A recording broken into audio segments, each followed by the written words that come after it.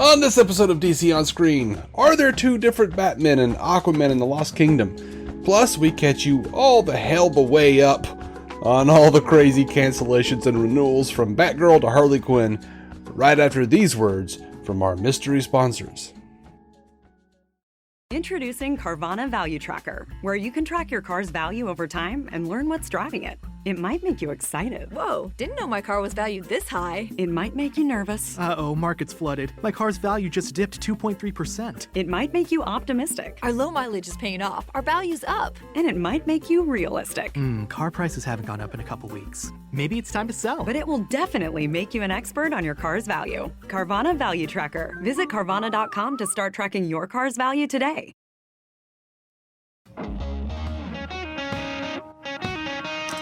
Welcome into DC On Screen, the podcast about the DC Comics multiverse on film and television. I'm your host, David C. Robertson, and this, the man who once ate 50 hard-boiled eggs in under an hour because his buddy Dragline said he couldn't, Jason Goss. It was a rough afternoon. Was that before or after they wouldn't let me go to my mom's funeral? I think it was before. I don't remember the order at this point. It's been a minute. All I know is you had to prove Wayne Rogers wrong. Yeah. So was it? I can't remember where Taking My Shirt Off Boss was in there either, but Take it off there, Dragline. Take a shirt off, boss. Take a shirt off. Take a shirt off.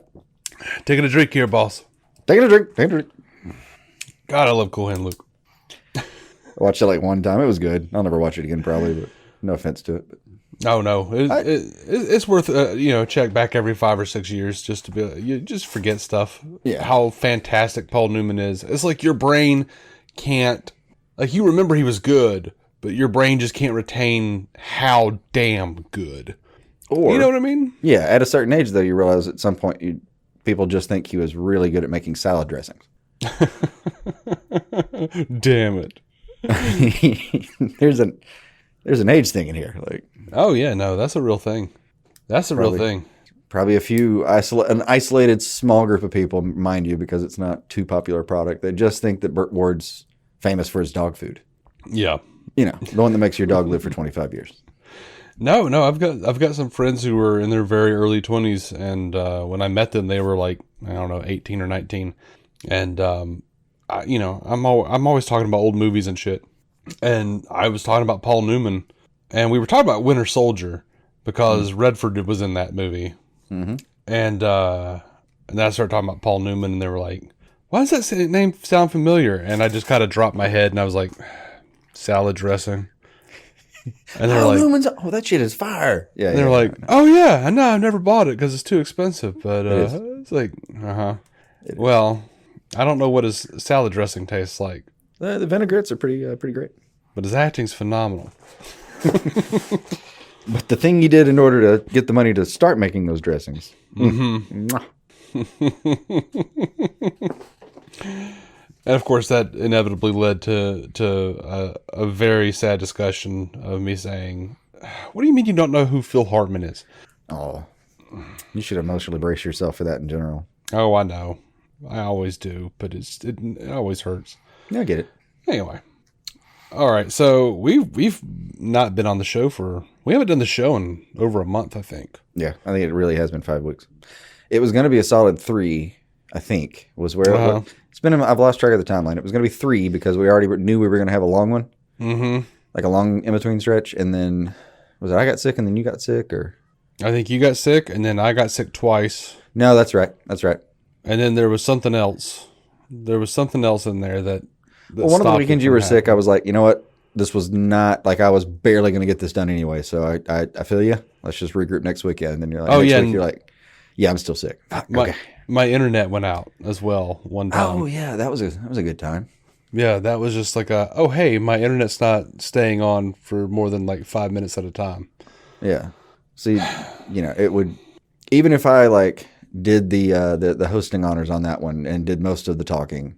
It would, had we done that, it still would have been you sick chiming in over a phone call that we recorded. Yeah. No, let's spare everybody that. Just have a long time. So I apologize to everyone who's been where the hell have you guys been? Because I know there's a few of you definitely who've been messaging us and saying like, we need a new DC on screen. But Some stuff went down. Here's the thing though about that. Shit went down, but it was actually good to have some breathing room, I feel. That party didn't mind because it allowed some dust to settle. Emotions were running high, and by that I mean y'all's emotions were running high. And I don't think what y'all wanted to hear was me going, Wouldn't have been right in the moment anyway. You guys that will be a spoiler alert thing. Say, for, I don't give a talking shit. about a lot of these cancellations. I do apologize in advance that we're not about to like get uppity and start clipping the microphones, yelling about things. No, that's not what's in me today.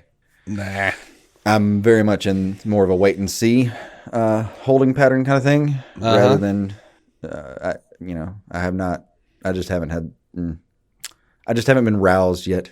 Mm-hmm. Maybe it's like learned helplessness, though. Where I'm just like, oh yeah, sure, whatever. Yeah, what now? Oh yeah, yeah, sure. Oh, and all the movies cost $100 a seat now. Gosh, sounds right. Mm-hmm. Sounds right. So it sounds like I will be waiting for streaming. Mm-hmm. Mm-hmm.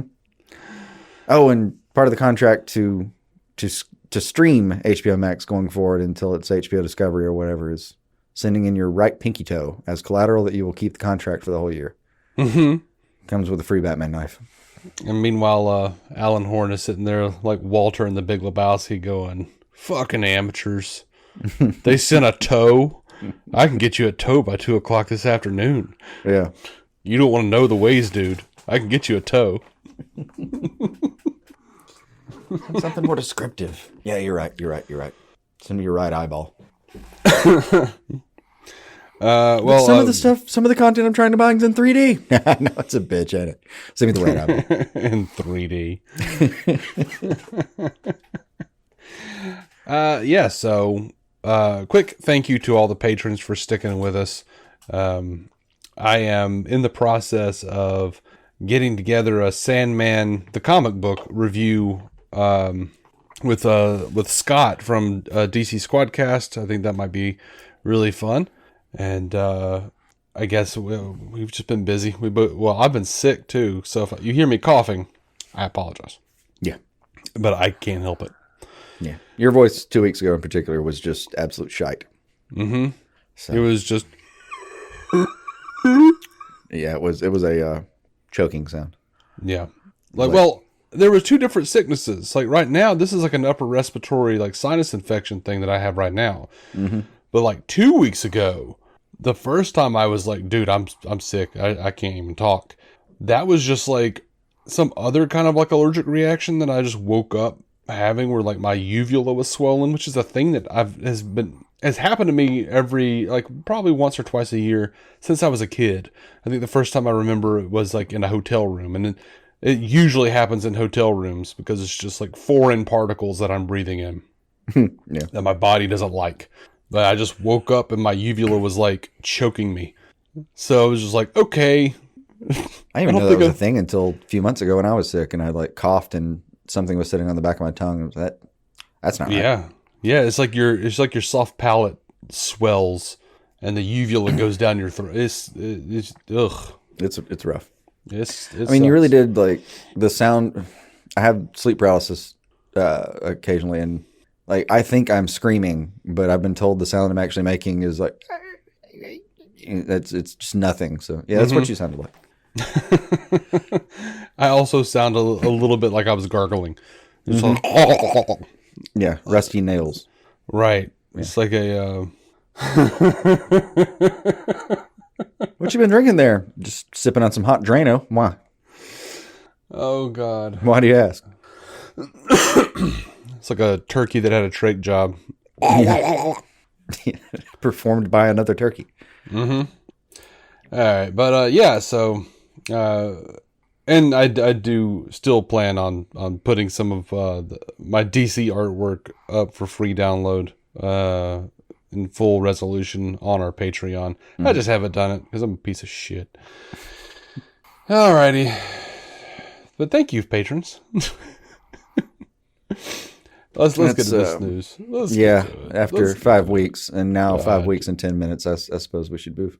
Yeah, and I'll try to blast through some of this stuff because some of it's really old now. Mm-hmm. But we haven't actually done a show like July 28th. They brought in Alan Horn, which was a big deal. Mm-hmm. The Disney fame, Alan Horn. Yeah, but before that, he worked at Warner Brothers, and he's a big Zack Snyder fan. Of course, I don't know if that helps us or hurts us here. He's in a consulting role, and I swear when it happened, Snyder fans said that, they claimed they were eating good. And I was like, oh, well, it was like Alan Horn, and then the same day, Jason Momoa posted Ben Affleck on Aquaman too, and I was just like, holy shit, what is happening? That was a good day. That was a good day. And then ... as is always the way with WBD. And by the way, I'm trying to just be somewhat objective here. Like, when I refer to Snyder fans like that, I'm not necessarily saying I wasn't involved in some way, because I do love Zack Snyder and absolutely want to see him come back and do his movies. I also want other things to happen. Yeah. So, and even if the ball's back in his court, or at least things are lined up in his favor, it doesn't 100% mean anything could happen. Right. And it still would be a timely matter. I mean, he's going to be on Netflix for a minute here. It'd be a couple of years by my count, before he could really get started on another project, if Warner Brothers, or Discovery more appropriately, got everything lined back up for him to do so. Mm-hmm. So, and that's part of why my attitude's, it's not aloof so much as like just a bit detached at the moment. Yeah. Like, none of this is happening tomorrow. We don't know what's happening, though. Yeah. We don't have confirmation on much of anything. Yeah. But, it's just been like a roller coaster the last 5 weeks or so. With everybody was saying, like, SDCC, Henry Cavill's coming back. He's going to announce he's going to be Superman and a Man of Steel too. And then that didn't happen. And then and then Jim Lee said, by the way, there's no plan for Zack Snyder or the SnyderVerse to return. We're good with what we did there. That story's told. And then everyone kind of realized, wait, there's no Batgirl at the SDCC. Well, news would be pending on that matter. Yeah. And what's weird about that? You've done the same thing a little bit. Like, I'm sure we're not alone completely. When something's that roller coastery, I either tend to maybe just dip out and say, well, yeah, you know what, when y'all get this figured out, I'll come back and look at it, but let me finish. But if I'm still going to be involved in it, I just sort of detach a couple steps so that I'm not experiencing it that fully, I guess. Like, yeah. I'm just going to put some space between me and this emotionally as well. Yeah. And like, whenever like I get too excited or too despondent, either way, I generally reach out to a couple of my contacts and be like, well, what are y'all hearing? What do you think? And then they usually ground me. Yeah. These days. Yeah. During the no, what's been fun over the years is because there have been many times where you've called me upset about something. I'm like, hold on, man, let's just walk back through this. Like, this sounds normal. That sounds relatively normal. That's a little weird, but like, it doesn't mean that. Yes. Yeah. I've talked you off the ledge a few times, but then there have been a couple times over the years and really over the last year where you've called and said like, well, I don't know about this because this sounds blah, blah, blah. And I'm like, I got nothing. That sounds terrible. I'm with you. Yeah. But then like, I would call you. No advice that will soothe or balm this. Hey, but there were times where like I would call you and be like, hey man, I think Snyder Cut's happening. And you're like, no, it's not. And I'd be like, eh. And then I'd call, one of my contacts and be like, okay, I need good news. Okay, it's happening. Cool. That's what I told Jason. Yeah. You will listen. That was that's like I've got like 3 or 4 contacts where I'm just like, I need a broad range of possibilities. There were even some of the same people that around that time would either tell me or tell me through you at that time, like, I hear you. Normally you'd be right. I'm not saying your logic's bad. I'm saying, I'm telling you. You're wrong this time. Okay. Let's wait and see.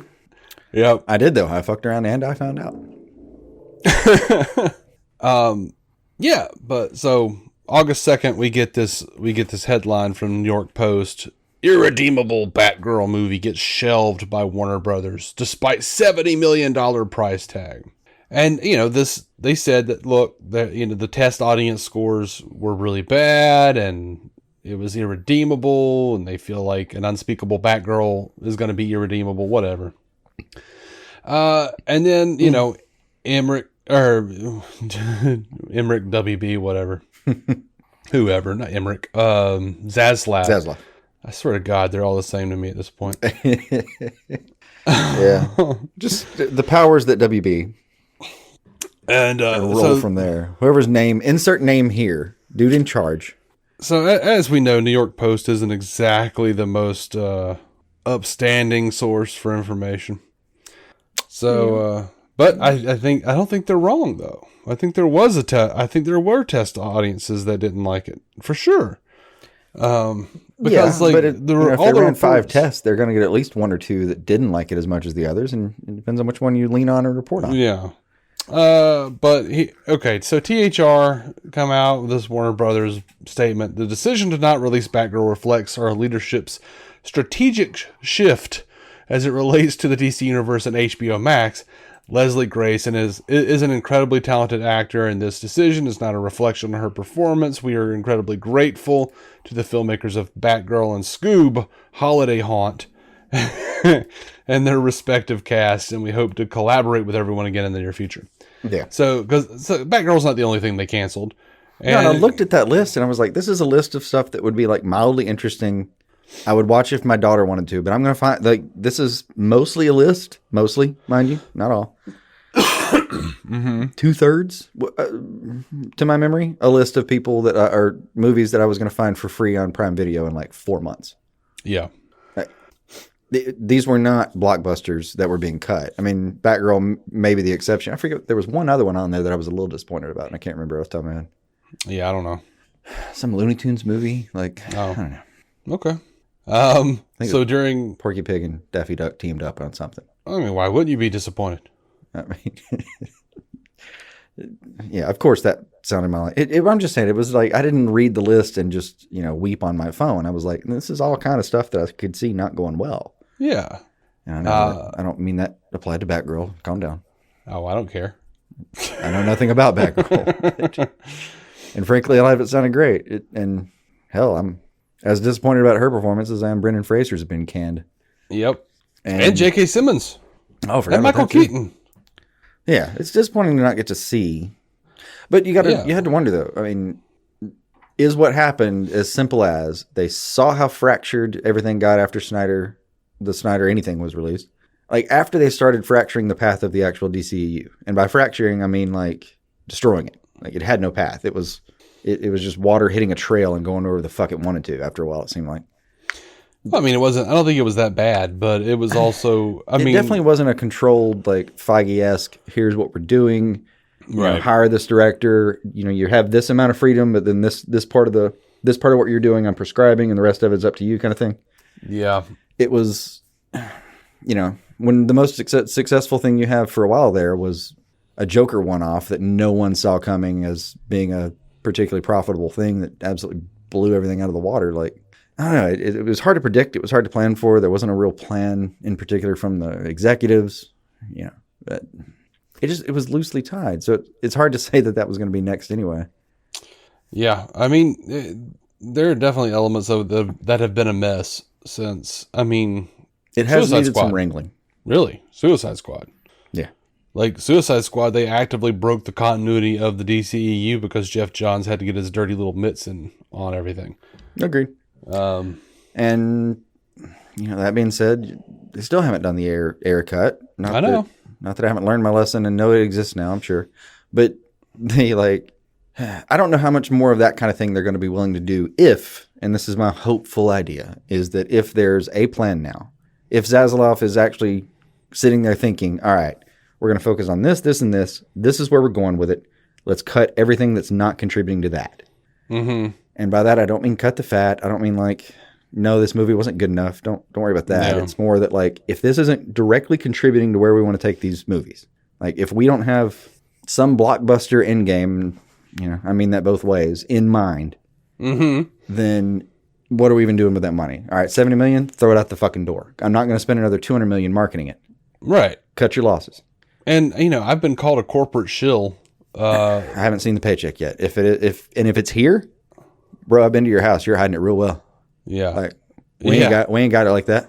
And I'm just, you know, I try to remember that at the heart of all these things, of all these, you know, the people making these decisions are just people trying their best to make a decision for whatever reason. David Zaslav, by the way, inherited $55 billion in debt when they took over when they did the merger. With a B. Yes, with a B. His goal is to knock it down $3 billion, basically to keep his job. Sounds about right. So, you know, it kills me because I see. That stuff matters. Like, not to be glib, but the CFO of Bed Bath & Beyond jumped off an 18-story building a couple days ago.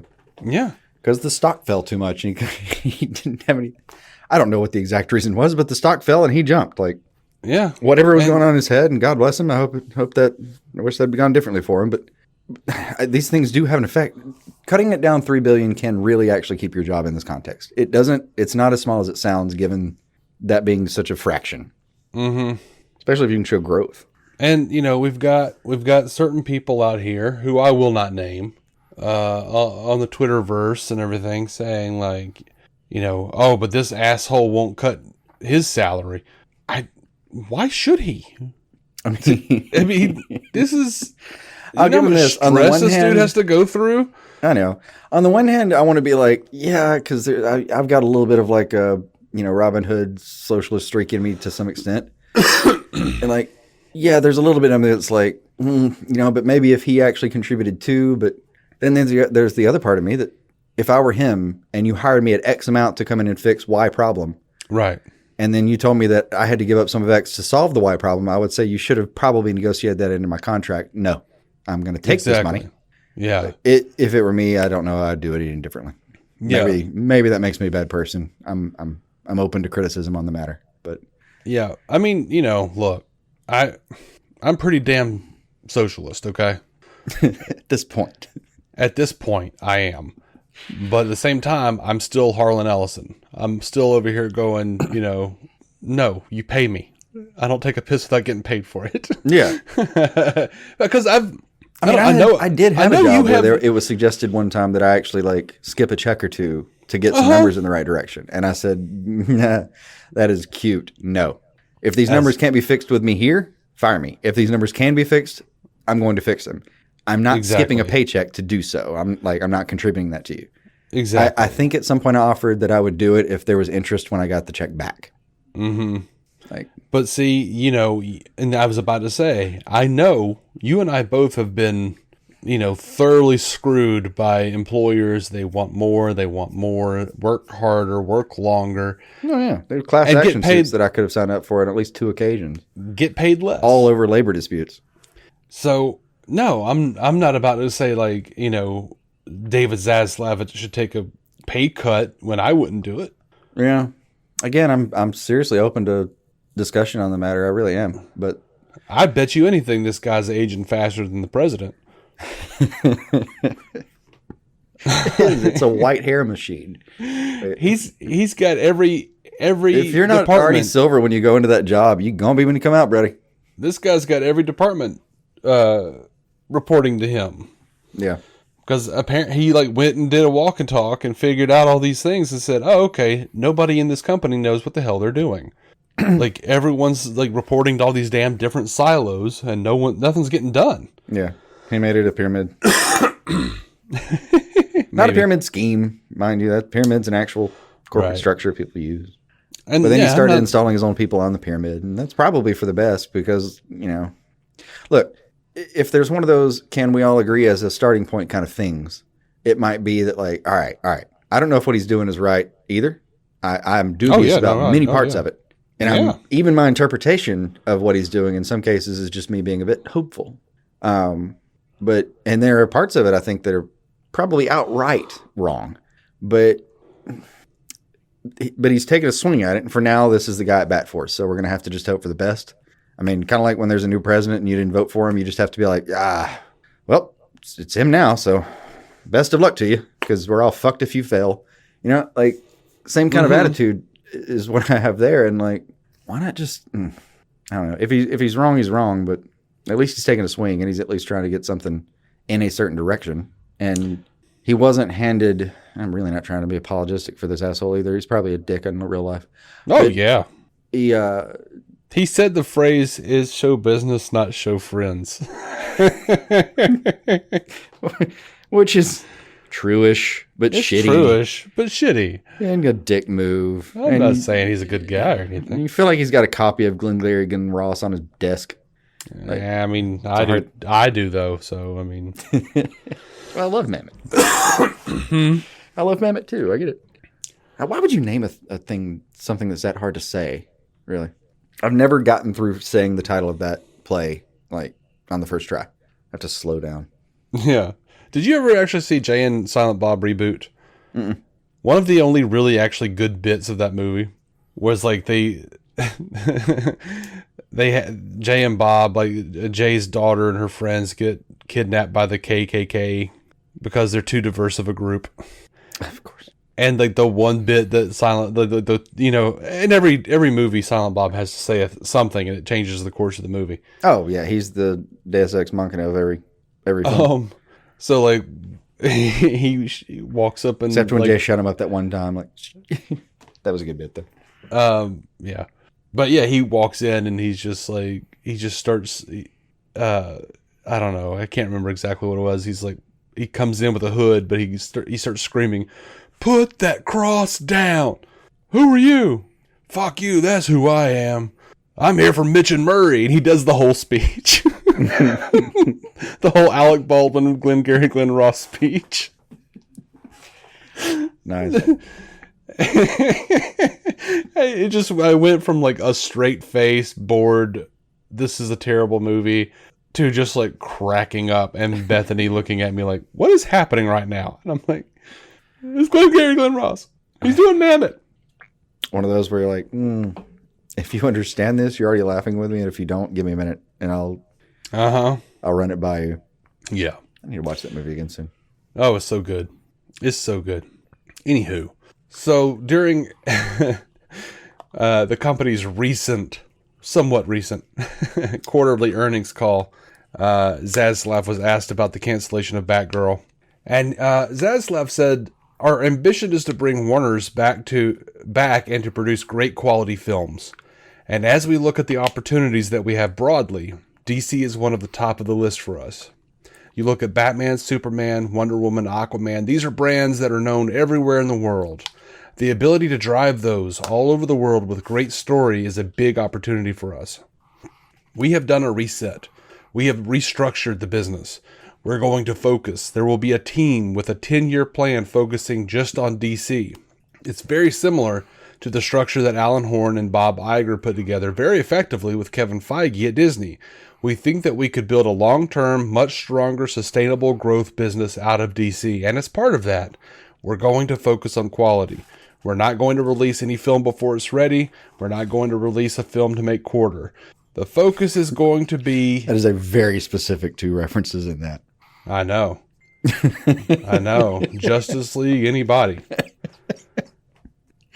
Will not be fucking you over. Yeah. In this particular manner. Mm-hmm. You have my solemn word on that. The focus is going to be, how do we make each of these films in general as good as possible? DC is something that we think we can make better, and we're focused on it now. We have some great DC films coming up, Black Adam, Shazam, and The Flash. We're working on all of those. We're very excited about them. We've looked hard at the direct-to-streaming business. We've seen, luckily, by having access now to all the data, how direct-to-streaming movies perform. And our conclusion is that expensive direct-to-streaming movies, in terms of how people are consuming them on the platform, how often people go there or buy it, or buy a service for it, and how it gets nourished over time, is no comparison to what happens when you launch a film in the theaters. So this idea of expensive films going directly to streaming, we cannot find an economic case for it. We can't find an economic value for it. And so we're making a strategic shift as part of that. We've been out in the town talking about our commitment to the theatrical exhibition in the theatrical window. A number of movies will be launched with shorter windows. Some might have different kinds of marketing campaigns where we take advantage of having the biggest platform that all motion picture companies look for. But we'll always be agile. Our focus will be on theatrical. And when we bring the theatrical films to HBO Max, we find they have substantially more value. And we have an ecosystem where we can have the premier motion picture business. That's why most people moved to Hollywood. That's why most people got in this business, to be on the big screen and the lights went out. That is the magic. And the economic model is much stronger. The other thing is that we're going to focus very hard on quality. As I said, we're not going to launch a movie until it's ready. We're not going to go to a movie to make a quarter, and we're not going to put the movie out unless we believe in it. And that's it, particularly with DC, where we think we want to pivot, and we want to elevate, and we want to focus. The objective is to grow the DC brand, to grow the DC characters, but also our job is to protect the DC brand, and that's what we're going to do. So you could say that... As disappointing as I know the next day was, because it's been a minute now, there's a lot of good stuff in that speech. There is. It's a particular jab, like you were just saying. Yeah. That was not disguised in any fashion. Not really, no. Yeah. And it's a long speech. I didn't want to read it all. If he had but... just been like, fuck Suchi Heart. Sorry, I just coughed a little bit. My bad. Yeah. Like, I feel attacked because I actually have been coughing. Just going to cover yours up with mine. That'll make for great audio, man. This is killer stuff. What is that? There's an episode of Modern Family where Phil is doing a real estate class, and someone insults him, and he's like, by the way, insults from the class are to be appropriately disguised in a fake cough. Nice. And then someone was like, lame. And he's like, thank you, Derek. I don't think I made it that far in that series, but that's good. Anyway, so, and then, we've seen a lot of like these reports that came out that said they're saving upwards of $20 million by shelving Batgirl, and like that's all they're doing it for is a tax write-off. And well, yeah, I mean, you can do some bad debt and put it in that pile, but they're saving more than that on the marketing, like I said before. Yes, they are. Like, if you're not going to spend $100 million on marketing or whatever the hell it is. Granted, that's theatrical, which apparently that was part of the problem as it... Well, it wasn't meant to be theatrical. It was always supposed to be HBO Max. So they'd have to spend even more money trying to get it into theaters and figure out the release date with all the other movies. And then you would know more about this than I do for sure about whether this sounded like bullshit or not. But didn't they say it was shot in a way that it wouldn't really fit theatrical? Like, yeah, technically wouldn't fit it? Well, one of the things that we've heard from time to time with these reports is that the movie looked like a bad TV show. Okay, now, and important defining thing here. Looked like as in felt like, or looked like as in visually, cinematography-wise, it looked bad? I'm going to guess that one. The latter. Because, that was another thing that Zaslav had said that, it would take too much money to go back in and reshoot it. Because, when they shoot cinematically, when they shoot for movies, for theater, they spend the extra money to, for the big set pieces, to get certain lighting, to get certain angles. You're not going to turn on CW and see that. You're not going to turn on even the HBO Max series and see that. Well, if you know what to look for. That was actually something, and just to give the average person like myself in this case, for sure, video, just, I don't know why, it goes in my head completely. Yeah, like you'll point things out to me and I'll go, oh, that makes sense. I would never have seen it in my life. But like, as you pointed out to me, like the Superman and Lois show does look like closer to a movie than the average TV show, or definitely the other stuff on CW. Yeah. You can definitely make something have a cinematic feel, although I would not know any of those tricks, without like getting off that network necessarily, but it has to be done a certain way. Well, the way Superman and Lois did it was get funded by HBO Max. That'll help. I do know it takes more money. I don't know specifically why you have to buy whatever lens to do it, but it's old reference. Well, certain lenses, certain lighting. So, I mean, there's a lot of stuff that can be changed, but it's like such a drastic cost difference. For TV, it's not worth it. Like, this is stuff that Superman and Lois probably don't even do, you know? But and it's stuff that, like, you just, like, little things you, and I don't even know that much, honestly. Like, I could sit there and point out a shit ton of stuff in any movie or TV show and just be like, oh, they weren't in the same room when they shot that. Oh, this, you know, like, oh, that's a redress of this set, because I just pay attention to shit like that. Weirdly, there are parts like that I understand as far, like, I understand blocking better than I do the cinematography. You could shrink the aspect ratio mid scene and I might not notice it. Right. But blocking wise, I'm like, yeah, that man was not in the same room. That part I'll get. Yeah, but there's certain elements of it to where, like, a general audience will look at a movie and go, yeah, this doesn't look good. I don't know why. I just don't think it looks good. It looks like shit. And they can't tell you why. But there are, like, so many different reasons. So one of the things that I was thinking, though, and yeah, okay, they're going to get their $20 million. They're also not going to have to market it. They're not going to have to figure out where to put it theatrically, especially since they keep, pushing back the other movies now. Again, I assume marketing for streaming costs less than marketing for theaters. Like, you don't have to get in with McDonald's and become the Happy Meal toy. Don't you? Maybe you do. I haven't seen that yet, though. Has someone tried that? What do you mean? There are lots of movies that have done Happy Meal toys. Streaming movies? Oh, no. Oh, that's what I was saying. Not that I know. Maybe, I don't know. Well, I mean, I but that's the questioned whole myself thing when you asked me. I was like, well, I don't know. Maybe the Lord of the Rings did that recently. But that's the whole thing, is Zaslav was saying, like, he doesn't want it to go directly to HBO Max if it's got to be an expensive movie. So if they were going to make Batgirl and they were actually going to put it out, it would have to go to the theater, because according to the data that he looked at, it only makes sense to put them out theatrically. But if the movie does not look theatrical in any way, so I don't know. But at the same time, we're also looking at a situation where Batgirl was the first movie after The Flash. And as I understand it, Batgirl was supposed to be a merged universe situation. It was Burtonverse and SnyderVerse. Somehow together. Merged together. Sounded exciting, but now, I don't know. Again, a lot of those things like that, it sounds exciting, but if no one can execute, who cares? If that's not where they were going with it. Like, I get the feeling, especially since Jason Momoa just came out, like seriously, like a few weeks ago, with all of this Batgirl canceled, and I'm like, dude, if this is not the way that they're wanting to run with the universe anymore, if they are changing the ending of The Flash, which they can absolutely do, then I'm going to say they're not going to merge the universes because test audiences are confused by it. And maybe it just doesn't fit what they want to do anymore.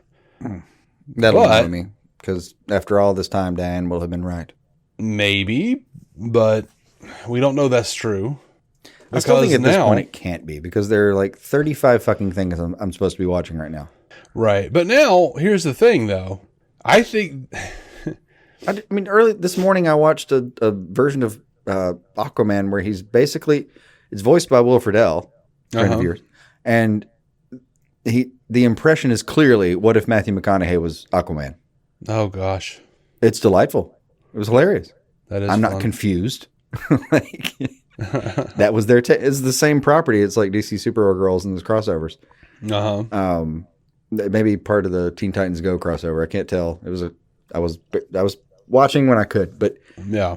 In same way, like Batman, every time he talks is, and at some point McConaughey's Aquaman is the one who points out, like, I'm just saying, I can't understand entirely what he is saying, and I can talk to jellyfish, so I don't know how y'all doing this. Oh, that is a great take on Batman. I haven't thought about that. You know, the like the bear, like the bear in the cartoons, like the Papa Bear who's like real short and got the hat over his face. He's like, and they're like, yeah, Paul. Well, the bit they keep using in this one, it's one of those crossover episodes. I can't remember which one, but in the bit they keep using in this one was This might have been Teen Titans versus Teen Titans Go too. Yeah, maybe. The little girl's bouncing between a few shows, and I haven't fully gotten to sit down and watch any of them. But it's that Batman cannot be understood. He always has the... But then people repeat back to him what he said. They'll always be like, "You're right, Batman. We should blah, blah, blah." And it's super articulate. Yeah. And then apparently there's just Aquaman in the background going, are you serious? I heard something about a sled. Uh-huh. So that one actually made me laugh. Yeah, that's good. Mm-hmm. That's a good take. So, anyway, or Jason, at some point, Batman pulls out a kryptonite. No, it is DC Superhero Girls. At some point, Batman pulls out a kryptonite batarang, and he's real deliberate. Like, he considers it very, very thoroughly before he pulls it out. I remember the scene, and it's Supergirl, and she's been taken over by God knows what, and he's going to throw the batarang at Supergirl. Mm-hmm. And Superman, who's been taken out in the fight, is like laying there kind of next to him, trying to recuperate. And he's like, "What do you have there?" And he's like, "It's like, what do you mean it's a batarang in case I got it around one day?" And then as he like runs away to use it, he's like, "You have serious issues, man." Yeah. There's some good jokes in there. Yeah. As you were saying, though, back to Zaz Slash, I'm going to call him now. Oh. Well, what I was saying is Jason Momoa has now actively said that the movie Aquaman 2 may have more than one Batman. He said more Batmans. Which makes me think they are bringing, like, maybe it's going to be SnyderVerse, not what Snyder would have done necessarily, but his universe that he created. Yeah, the fingerprint.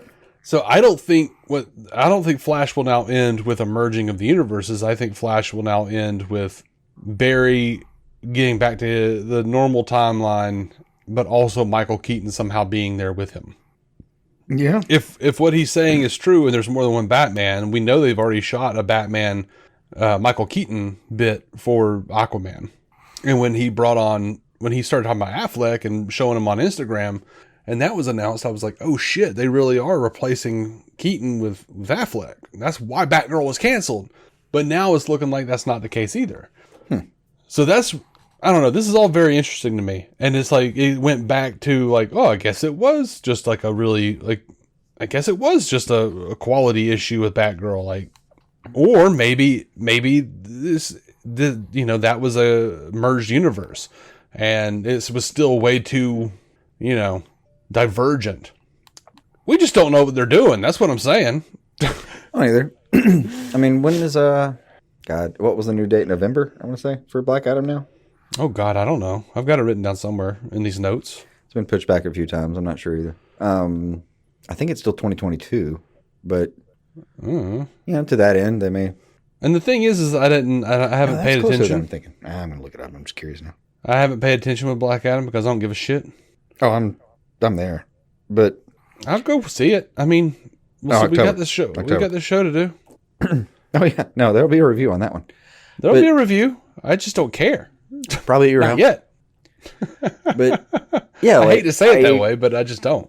We'll know more about that one because it'll either confirm or deny a lot of rumors about the hierarchy is going to change and who might be included and might be cameoed in helping do that. And he's talking about pushing it back to make it better.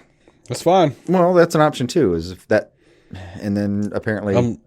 Please, for the love of Christ, cut the scene where the people roll up their window to protect themselves from Black Adam. That is the stupidest joke I've seen a million times. Yeah, please. I get it. But it'll be there for like 3 seconds. So it'll be all right. In the course of the movie, you will not be worrying about that when the credits roll. Oh, I will. You don't know that. You worried about it when the trailer finished. That's it. I absolutely know I will. If that's still in there, I'm going to be annoyed. I'm going to be like, ugh. Oh, it'll be there. Ugh. Prepare yourself. It'll be there. I'm preparing myself. That's why I'm not excited, Jason. You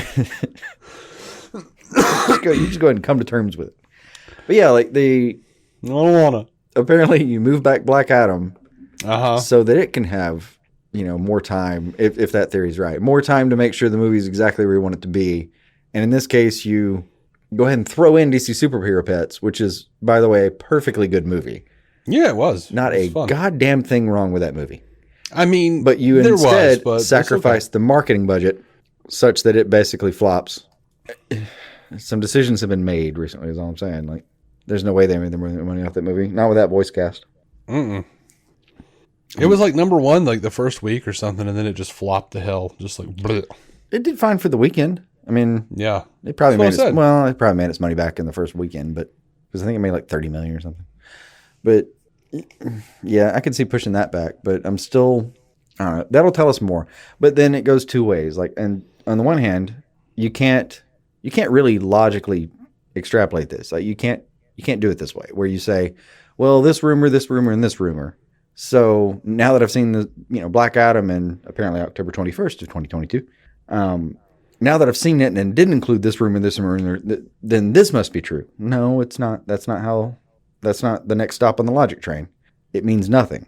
It only matters if it's confirmed, not denied. Mm-hmm. So, like, if you actually do see Henry Cavill show up for half a damn second, then it matters.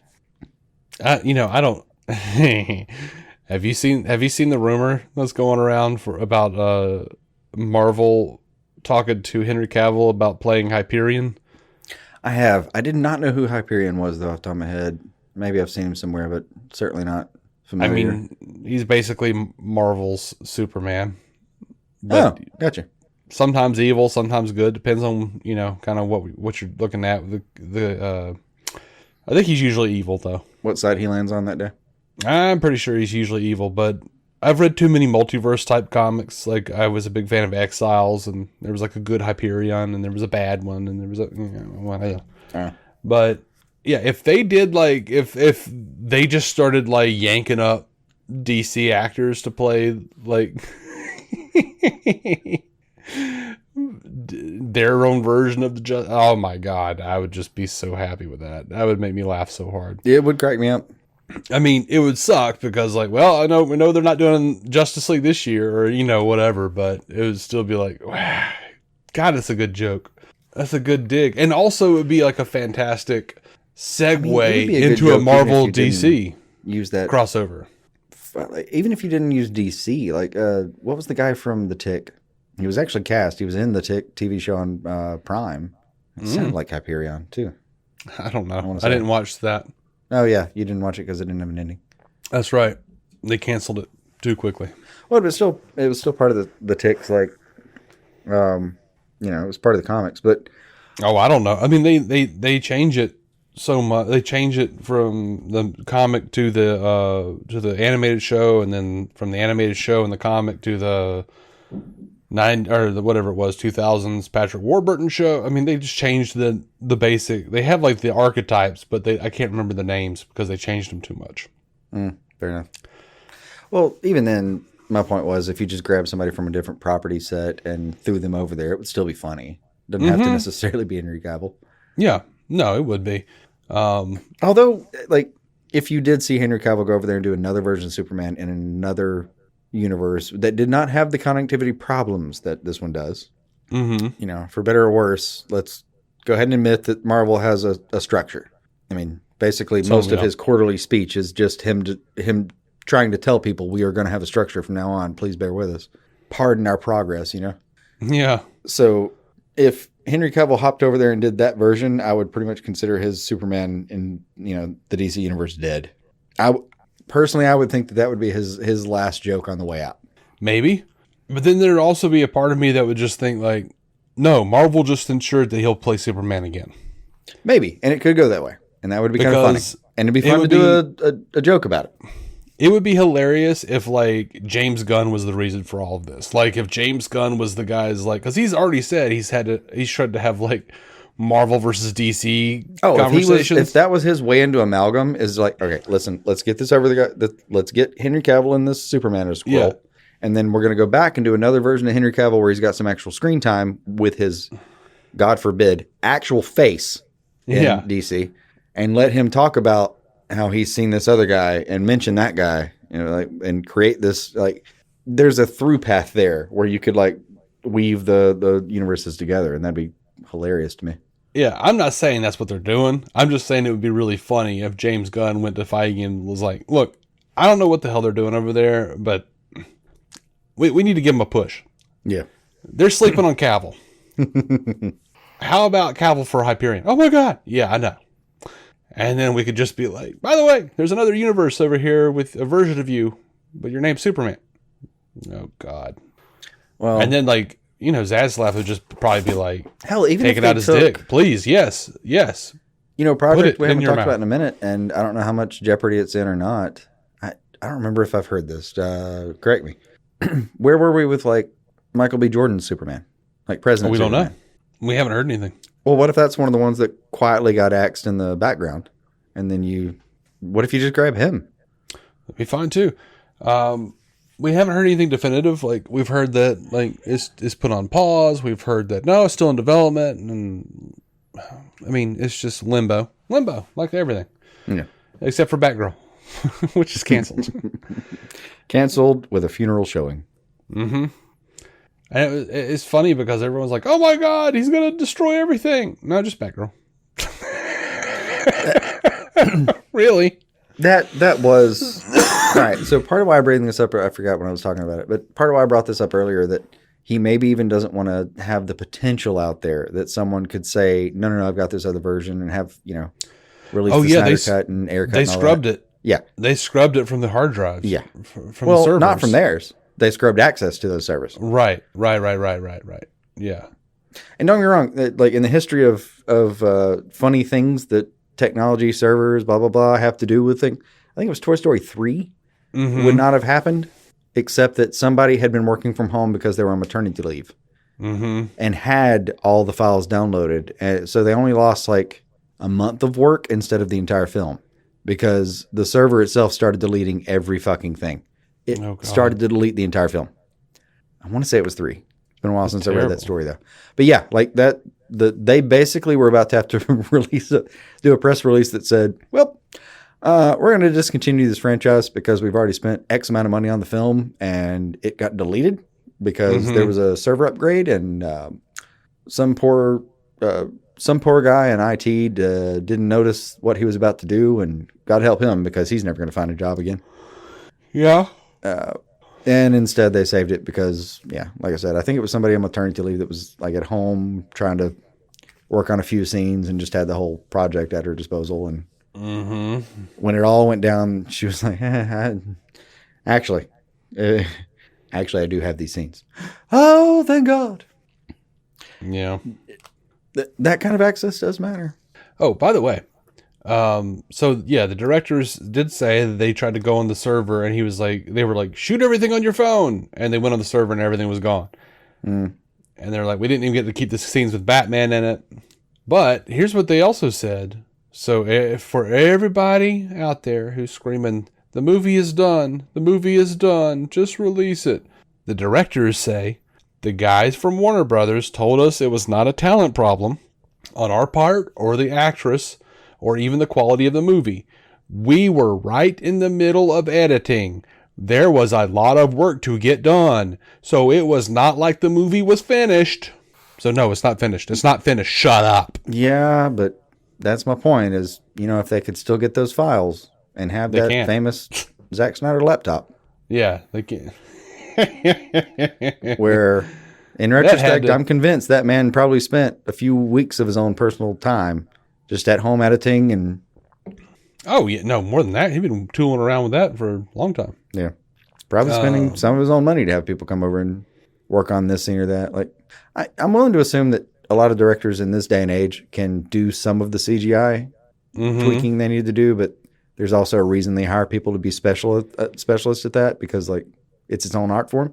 I'm just willing to assume in general that they could get it in the ballpark, but probably would prefer someone who's better than them to come by and do that, because if they could do everything, why did they hire somebody? So yeah.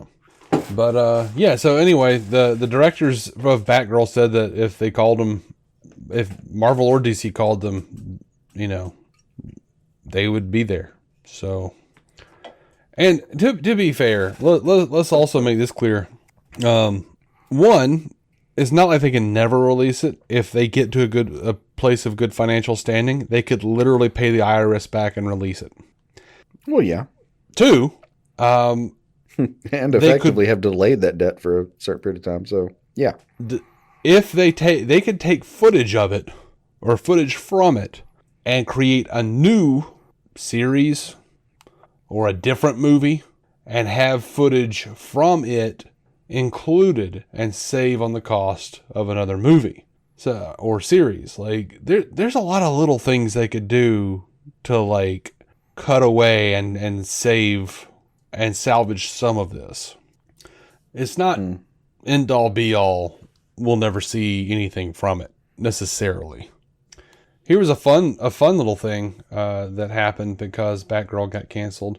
Hollywood Reporter reported that Walter Amada was reportedly on the brink of exiting the studio following the decision to shelve the Batgirl movie.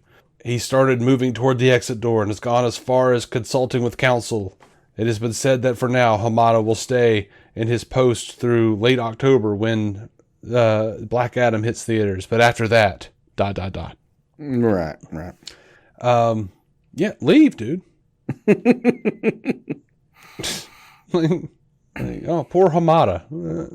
I will. They have pushed him to the brink that he pushed Ray Fisher to, damn it. Yeah, I mean, as much as I loathe planes, I will be going to a friend's wedding in San Francisco in a couple of weeks. And, that's one of those like, hey, while I'm there. And without that, I would take a plane right now to just go over there and open the door for Armada. That's my point. Mm-hmm. Okay. I was wondering where you were going. Give him a quick pat on the ass on the way out. Like, all right, man, don't come back. Have a good one. Yeah. So, according to reports, the Supergirl movie that's been in development forever has been shelved. Of course, that was Sasha Calle's Supergirl, who was coming out of The Flash. Mm-hmm. That's fine. I don't know. Whatever. We got no reason to... Let's see how The Flash does first. All right. Let's just see. I think that's going to be the main point is all of those are going to be so dependent on that one movie, which is problematic in its own right, regardless of anything else that was happening. Yep. And there were so many eggs in that very broken basket. That, speaking of which... dear God, why don't we just see how this plays out? Speaking of which, Ezra Miller, according to the Vermont State Police, someone lodged a burglary complaint. Start something that way. Go ahead. Sorry. I know. Someone lodged a burglary complaint regarding a home in Stamford at the beginning of May. So this was back when Ezra was running amok in Hawaii and various other places. Right around that time. So the cops investigated. There were several bottles of alcohol reported missing. And in the video, there's surveillance videos that seems to point that Ezra was the one. So they have been charged with felony burglary into an unoccupied dwelling. And what's annoying is that, I keep seeing these, when that came out, they reported that Ezra was finally found on Sunday night. They've known where Ezra was. Like the only people after him, quote unquote after him, was a Native American reservation who they walked to the end of the block and they looked around and said, well, they're not here. Let's go back home. Like, and people have got in their heads like Ezra's like on this like crazy like escapade, escaping the authorities. Somehow no one could find them. Like they're not on the lam. Call Ezra Mint Jelly because they're on the lam.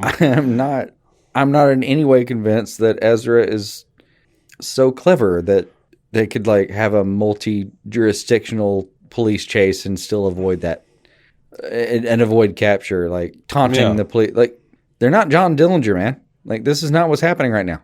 Right. So the only reason this has really come out, one, because they've had this shit since May. Yeah, and they haven't said anything about it because they want to stretch it out. The news cycles want to stretch it all out. Other thing is they just got their court date for September. So, all right, whatever. And then it was a whole big thing like Ezra Miller reportedly participated in additional filming amid legal controversies. Yeah, Ezra worked on The Flash while there were some legal controversies. Why wouldn't they? Regularly scheduled additional photography over the summer. Well, this is only weird if you believed all that bullshit about Ezra running around with a groomed 12-year-old escaping authorities. Like, none of that shit was true. I mean, that was overtly, like, objectively not true. Mm-hmm. Where it gets into the subjective part, and even just the, what moral claim do you have to have an opinion here kind of thing. There's some weirdness to the stories for sure. Several of them have aspects that are worrying, but most of the aspects that are like damning have either failed to be confirmed or have been confirmed not to be true. I mean, truthfully, we're at a point where, like, if I were qualified to do so, and Ezra was like, "Man, I need a lawyer," I don't know why I would turn them down. I don't think there's no smoking gun for sure. Mm-hmm. And there's definitely not, like, I don't know, as many problems as are clearly present. There's not, I haven't thought this person is actually a menace to society yet. They're just a menace to whoever they happen to be around at certain times, and dear God, it may get weird. Mm-hmm. Like, my own selfish take is, Ezra, please just stay in your house just for a few months, man. Just like stay there, hang out. I'll send you pizzas occasionally. Yeah. Hell, you want iced coffee every morning from Starbucks? I'll hook it up. I mean, will you do that for me? Because I'd love iced coffee every morning from Starbucks. You can't guarantee the release of this film unfettered, so no. No, but I can guarantee, that if I find a cheap comic book at Ollie's, I'll get it for you. And I appreciate that. It'll cover approximately 1/15 of the cost of 1 ounce of Starbucks. I wasn't going to bring that up. Did you see this THR thing where it was like Warner Brothers reportedly considering 3 options for Ezra Miller's Flash movie? Yeah, I did. And yeah, did you like listen, these are the options. Mm-hmm. The first option would see the actor try and secure some counseling and then give an interview in the future explaining their erratic behavior. After that period, Miller could do some small press for The Flash before it opens in theaters. Scenario 2 would see Warner Brothers Discovery still choose to release the film, but the star would do no press. Also, there's no way Miller could be the DC Comics hero going forward. And then, like, if the situation got any worse, they'll shelve the movie. Yes, those are the 3 options you have. Oh, I can think of more, and they're just as obvious. Like they're all variations 2, of that. For instance, of those there's 3 a variation options. There's a fork in the road after that, like, and after 1. Like, all right, Ezra agrees to counseling, and basically, what's the word? Promises to better themselves in the public viewing. Great, okay, cool. Some like political sounding agreement that I've done you wrong. I'm gonna try to make sure you respect me in the future. It's some reputation saving bullshit. All right, fine, that's great. Well, that even goes down. Any one of those 3 options goes down 2 roads: failure or success. Yeah. And then, do you think there's not a flowchart beyond that? Like, no, man, come on. It's not just 3 options. Even there are other options beyond those 3. Just on the starting grounds, out of the gate. I mean, they could. I still think at their base level, those are the 3 options they have. Like, oh, there's a 4th option, by the way, that, like, I don't know to what extent this would be functional or practicable, because I really don't know the details of Ezra's situations. And it could be the case that they've really actually overstepped many a times into borderline harassment, borderline aggravated assault, it would seem.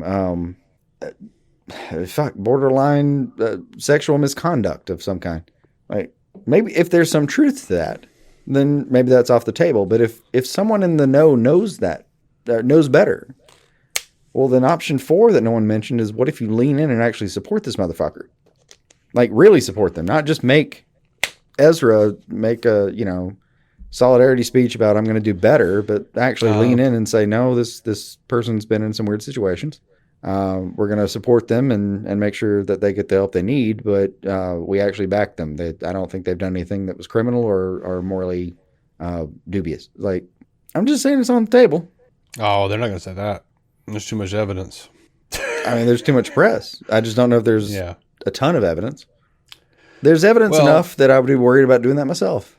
Mm-hmm. So, in a statement obtained by Variety now, Ezra says, having recently gone through a time of intense crisis, I now understand that I am suffering complex mental health issues and They had still begun use the word ongoing crisis, treatment. by the way. Gotta love that. Mm-hmm. Sorry. I want to apologize to everyone that I have alarmed and upset with my past behavior. I am committed to doing the necessary work to get back to a healthy, safe, and productive stage in my life. And as per Hollywood Reporter, Miller and their agent went to meet with Warner Brothers. The film chairs, Michael DeLuca and Pam Abney, who took over for Emmerich. And we don't know anything about the meeting, but apparently it was for Miller to reaffirm their commitment to The Flash, which is currently scheduled to be released June 23rd, and apologize for the recent negative press. Yeah. So all of that has happened, and I don't care if you think it's not you, Jason, but I don't care if the audience thinks it's a sincere apology. It's a PR apology. I understand that, but what the hell are they supposed to say? Agreed. What else do you write out except that? I know it's coach speak, but as someone who struggles with anxiety and depression, I can't always explain my behavior precisely.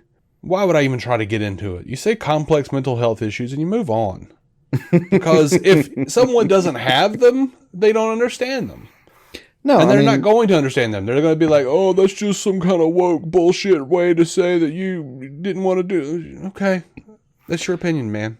I mean, look, personally, I don't break the law, but I mean, what do you call I get bummed out. So the right ring finger on my hand right now, it's a bit bruised. Kind of worried it's maybe going to be fractured when the swelling goes down.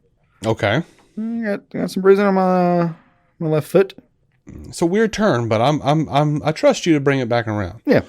I had a stressful week on top of adjusting some of my meds down, and I was just chippy. I was angry the entire week. I was frustrated. Still frustrated. I just have a better handle on it. But I mean, I'm not gonna. These things can happen so strangely and blindside you in a way. Like I knew, even I was edging down some medications for SSRI if anyone cares, but edging down that and just to try to get in a better place and not need those in general. But I told people at work a couple times, like, I'm not myself. Don't ask me that question right now. I'm not going to give you an answer that's like, give me 5 minutes so I can actually get to the answer that I'm supposed to get you. But right now, if you ask me, I'm a little bit angry and that doesn't make sense to me. Just give me a second. Mm-hmm. Like, I had to go through an extra step of processing just to make sure that what I was thinking was something I was actually going to be able to stand for later, because at the moment, I wasn't myself. Yeah. Yeah, and that happens, for sure. And the knuckle was because I punched a chair one day because I was just really angry at a phone call. Yeah. No, I mean, not proud of it, but it is what it is.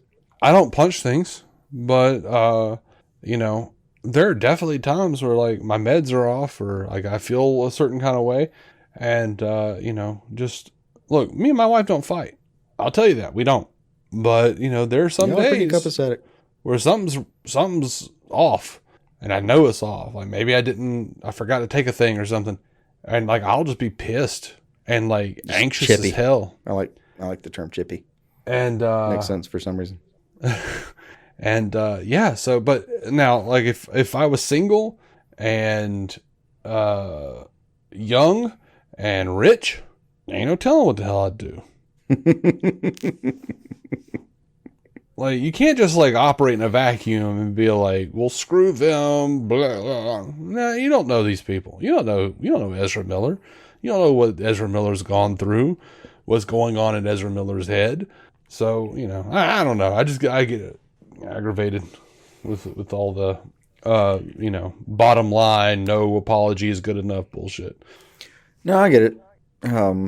It very much is a don't convict a person before there's evidence thing.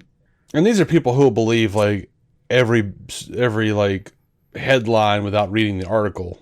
I know. And believe people on other people on Twitter, and then they'll turn around and go like, "Oh, that was a shitty apology." I'm like, that was a perfectly fine apology for what they actually did. Yeah. And to hear even those people out, like if there's something Ezra did that they were referring to in that apology that is going to be so like substantive later, like something later where we're like, no, I understand what you're referring to right then. Holy shit, you tried to sidestep that. Like, same way we were talking about Zaslav earlier about the whole, like, we're not going to just do it to do a quarter. There's always like specific references and things like this that if you know the context, you know what they're talking about. And yeah, if it's one of those and in context later with a little more time, just a little more time for things to develop and a little proof to really make things solid because, God damn it, I'm still like, I'm not trying to be an apologist for anybody. Truthfully, and I really mean that. I'm not an apologist for myself. Dear God. I probably think the worst of me of anyone else walking this planet, except for a few people. They probably think worse. But I mostly fired those people. But, you know, left a bad taste. Or their moms. Yeah, or their moms. I'm sure I'm the villain of a few people's stories is what I'm saying. But I generally have a very self-deprecating sense of like taking my own, actions in the world as far as like, okay, what did you really do? Did you improve anything? Was that shitty? Was that like did you think about that first for a second, you dumbass? Like, I get it. But then, yeah, all that to say, like, that gives me some elasticity about how I think about, well, let's give this person benefit of the doubt. Well, if it turns out there's no benefit of the doubt that should have been ever proffered, then fuck that guy. Like, yeah, like, we're done. We're done here. But if it turns out, by the way, that, and this is what it appears to be right now, maybe, is that this is a lot exaggerated. Yes. And like we said the last time we got to record, 4 months ago, that it was really annoying that every time they're seen as in any way provocative, oh no, now we're going to do the gender bending provocative, yeah, of like, yeah, now it's Ezra with eyelashes and a dress because they might have been grooming somebody, but then when we're ready for the Flash film, just looks like some dude with dark hair and no makeup. Like it's very much a press built problem. Yeah. Well, I say that. Like I said, the foundations may be sour, but at the moment, the press has done a lot of things. And I am not letting WB off the hook for a lot of this either. Like, yeah, man.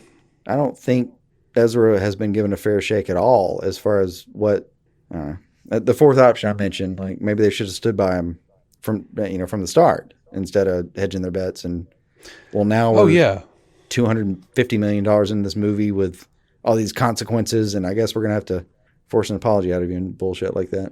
Oh yeah, I mean, like there's tons of stuff like whenever you see like a negative article, like recently there was like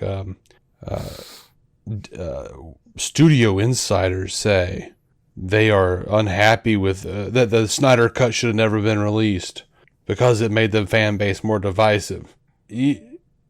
Hell, I've said in this podcast right now, I'm not entirely sure that take is wrong. It's not. It's just that I'm willing to accept the consequences and try to incorporate them into future actions. Right. But my point is, usually when you see something like that, it's for a reason, a very specific reason. Like, what the hell is a studio insider? Best boy grip. You know what that means? That means Walter Hamada is doing it to further himself in the company, or it means that they had Hollywood Reporter or whoever release it because they're trying to talk to Zack Snyder and get argue him down on money, or there's always some kind of agenda. Yeah, there's some reason you're seeing the headline. It's not cut and dry, so like they can put that out there. And yeah, it'll get like 25, asshole dude bros reacting with their laughing emojis on Facebook. Yeah. But what you don't realize is like they're doing that to try to like leverage somebody down. And the thing that you're probably happy to think is not going to happen is probably on the verge of happening. Like, and that's why it's coming out. Yeah. Like it's just like there's always so much bullshit. And I'm not saying.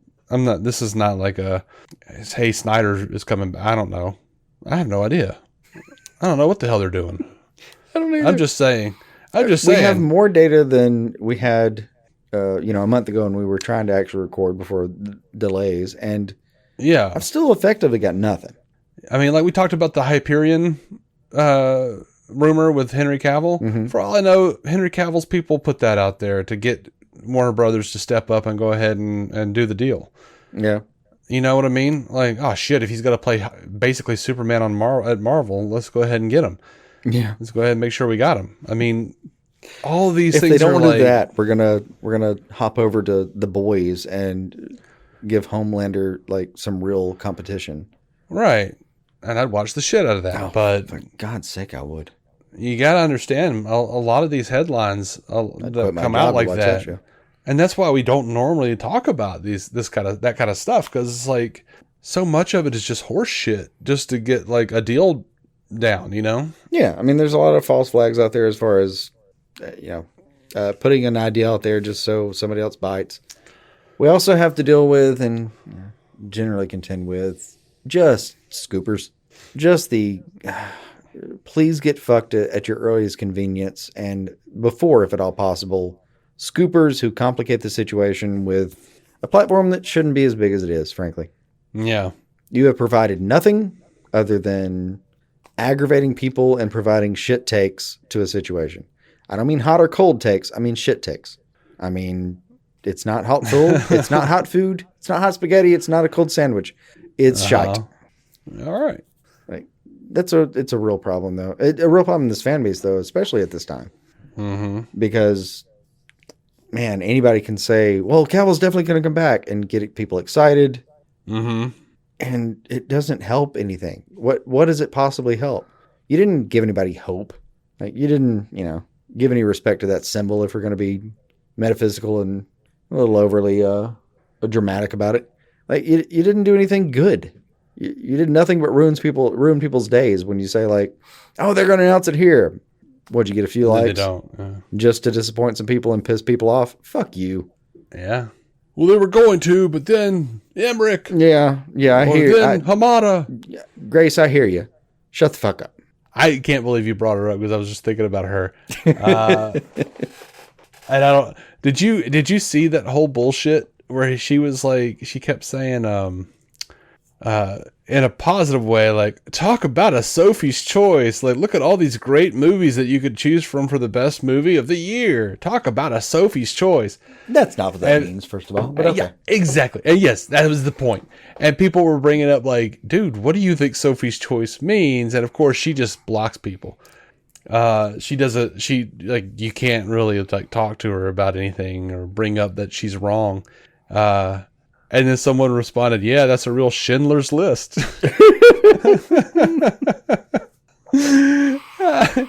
It's like Sophie's choice is like she had to choose which of her children went to the gas chamber and which one got sent to a freaking camp.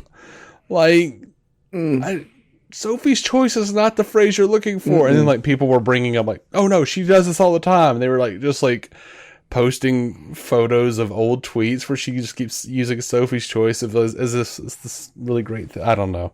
Yeah, it's fantastic, but awful. But I was just thinking of old Graceless. Yeah, and color purple at best.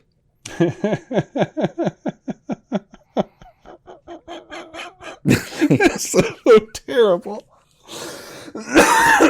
Anyway, according to Hollywood Reporter, The Flash is testing as better. It's got the highest scores at test screening since Christopher Nolan's Dark Knight movies. That makes me dubious all on its own. Yeah, that makes me feel like being that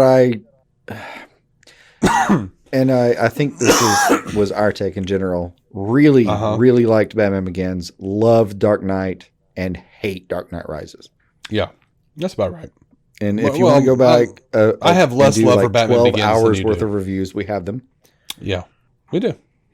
4.5, I think, just for that last one. That's the thing. That's the funniest thing. Is like I will say probably without having listened to them in 7 years, because we did them at the very damn beginning of our show. I would say first 20 episodes kind of stuff. Off the top of my head, I'm going to say, if you look at our review of Man of Steel, my views on that movie have changed drastically. If you look at Justice League from 2017, I think both of our views have changed drastically. If you listen to our news episodes, the way we handle the news has changed. The way we talk about the news has changed. The way the attitudes we have changed. Aren't we? No, you haven't really changed on those Nolan movies. Nope. Like at all. Nope. First one, super promising. Second one, all the promise was there and delivered. Third one, whew. Whole bucket of bullshit. No, thank you, sir. So, and I will go to court on that matter. So here was a thing, like Hollywood Reporter put out, and they said, like, Hollywood Reporter shed light on what almost was. And it was, and the headline, the thing that everyone was screaming, "Oh, screw David Zaslav," is under Hamada and Emmerich, they were planning on doing Crisis on Infinite Earths. Number one, we already knew this. Remember last year's Fandom when Jim Lee drew all the live action people from the shows and movies in the Crisis George Perez homage? Remember when he said basically that they were going to do Crisis and then they bleeped him out, but we all knew what the hell he was talking about? Right. So that's been an old thing. That's an old ass thing. Two, if Jason Momoa is correct, if what he's saying, he wrote the freaking story on, he's a producer on Aquaman. I have no reason to believe that he's not correct. If they have multiple Batmen, we have no reason to believe they're not still moving toward Crisis on Infinite Earths. They might just change it a little bit. Agreed. And then they might just be rerouting where we're supposed to be thinking about those things. Yeah. But it does contradict our earlier arguments about, like, if they're just going to cull everything else that's not related to that, because then they're just rerouting. So, why couldn't you have done the $70 million movie? That would have been, I don't know, like 150. I'm just guessing. Well, and then given that, what you said in the quarterly response from Zaz / like, you don't necessarily get all of the things if you have to cut from one side to pull the other. Like, I want to say it's a zero-sum game, but it's really a $52 million game, I guess it would be. 55 minus the 3.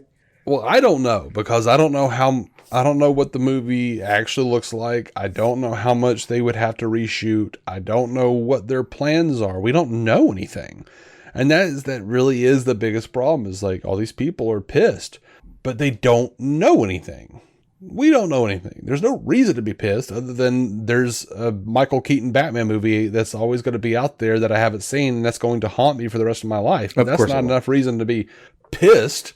I mean, granted, and I say this because it's specifically you, if that was the case and there wasn't something else where you could have... basically, if they had told you that Michael Keaton was coming back as Batman and there wasn't somewhere else that you were going to get to revisit that idea in the background, I think you'd be inconsolable. It's not that I'm not inconsolable. It's just that I'm tired. There's that. But at least you have to lean on the fact that the Flash is going to have him there. I mean, you've already heard the teasers. Yeah. I'm curious, like, and plus, like I was saying, like, if all this had happened 7 years ago, I would be furious probably.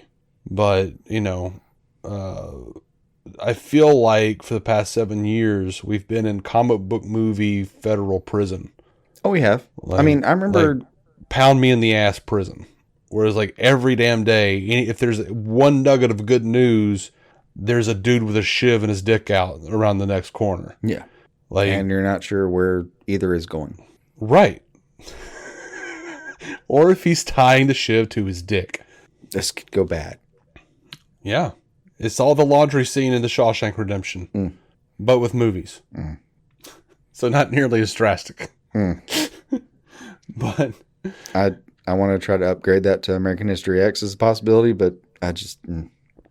Either way. I do love Avery Brooks. Fair enough. I just watched that movie the other night. I'm sorry. I mean, it's a good movie, but it always haunts me. Oh. I watched it like twice, and I like for 2 weeks afterwards, I gotta refresh my brain. This is a lot to deal with. But speaking of, I remember and had to look at the date. I mean, we're talking about Labor Day 2002 right now, or 2022. Sorry, that was a very different time. I mean, I was selling my house a couple of years ago, like 2 years and 3 months ago, probably, if I was guessing. Mm-hmm. Where I was doing some work on a bathroom. My parents, both of them, are extremely adept at, home remodeling. That's where I learned anything that I've learned, except, some of the rest of my career. But, I'm sitting there with my mom trying to cut some tile just the right length, and we're discussing some things, and she was asking me about, like, well, did I see something about this? I remember we'll call it 2.25 years ago, where I'm sitting there explaining to my mom, like, all right, this is going to be a long conversation, but look, short version is going to be, like, the Michael Keaton universe that you remember is now active again. And, having to walk her through what that might mean and how it came to be, where that might leave us. This has been on the books for a minute. Mm-hmm. It just feels like it's taken so much time to sort. It does. And it should be noted that, so I've got one sister who's a geek, but less so than me. And then another sister who doesn't keep up with any of it. She is as general audience as it gets. I've told both of them about the Michael Keaton thing before any of this Batgirl cancellation shit happened. Mm-hmm. One said, that sounds cool but confusing. And the other one said, that actually just pisses me off. That doesn't make any sense. It's entirely doable. I'm not saying it isn't. And it does bring me back to my point. One of the points I wanted to make a second ago. One, that it was... This has been so long now that we've been waiting that I too am a little bit like the corporate right now take is, man, just let's try to find a way to make this work. We're going to figure out what's in the long term. But this movie has been in production for, it feels like 5 years. And I don't mean just in the loop. I mean in the green light, in active production for like 5 fucking years. Mm-hmm. At least 4, I'm guessing. Without looking up any dates. I mean, this movie has been pending for, God damn, like there are people who were born and know language now. Like, who know their native language at this point. That's true. Can complain about this at this stage. Yeah, we were talking about a Flash movie, before my nephew was born. My daughter was not a gleam in my eye. And here we are. And she'll be able to watch this movie with me. I don't know. Maybe not. Probably. Maybe. By the time it actually comes out. Well, that's the funny part. If it had come out a year ago, she'd been so young, I'd been like, you're going to watch this movie. I don't care. You won't understand if it does go bad. But I mean, she watches freaking Zack Snyder's Justice League. I know, but then even that, we have to go up and down and make sure, some bad dream didn't scare her and sour that for her. Mm-hmm. So, so we don't know who's taken over as, or who's becoming the new DC Kevin Feige.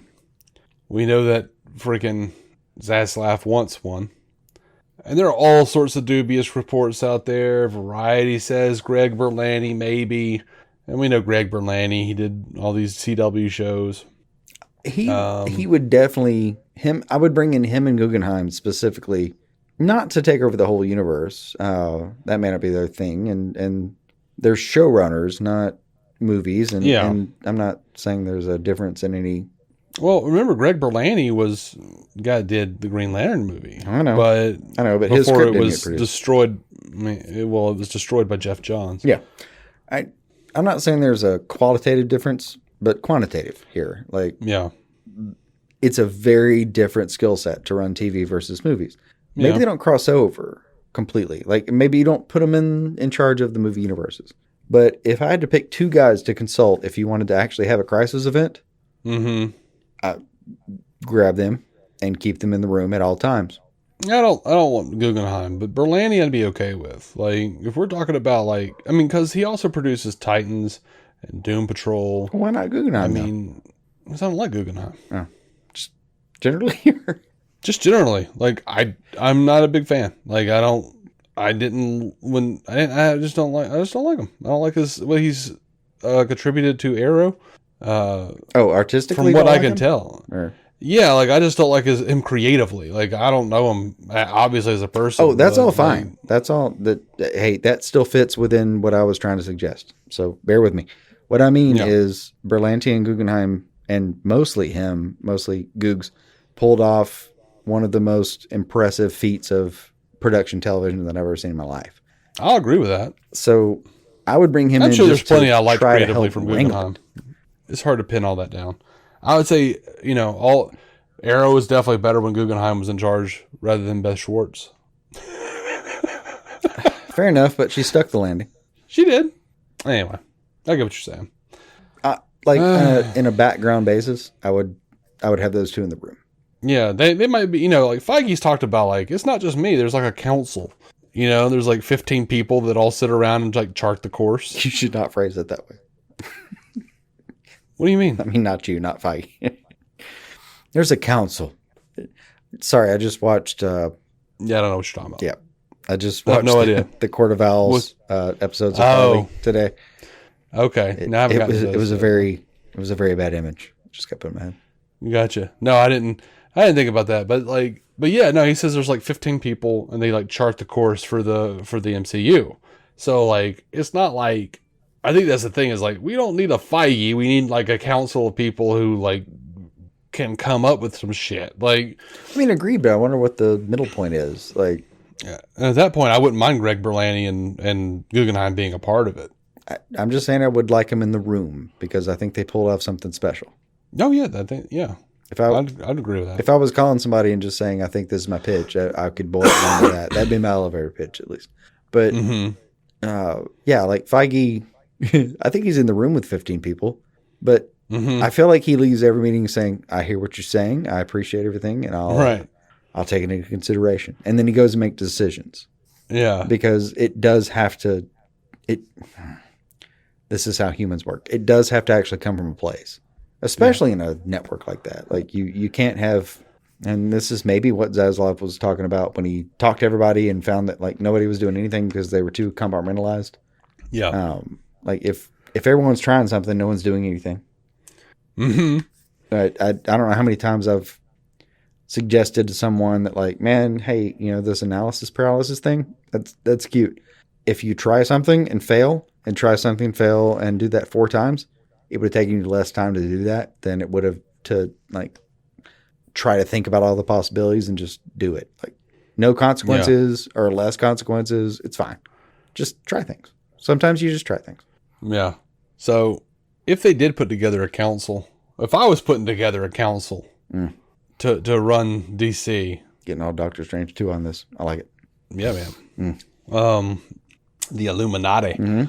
I mean, I think I'd go with your Berlanti and Guggenheim.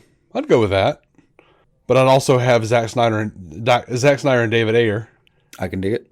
And I feel like, bear with me, Ethan Hawke. I'm not opposed to it. Based on the interviews I've seen, I'm not opposed to it. Yeah. If I read those, maybe Richard Linklater, and I didn't see the full interviews, but I read the full paragraph at least of what he said. If I read that correctly, he sat there and said, like, I understand what Scorsese's saying, but also fuck him because this is valid too, and gave a really solid explanation why it was valid too. Mm-hmm.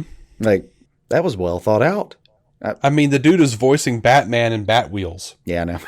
And that alone takes How weird is that? How weird is that? Like this, like independent movie director, documentary movie director. The man's a novelist, and he's like, yes, but I'll voice Batwheels. Gotcha.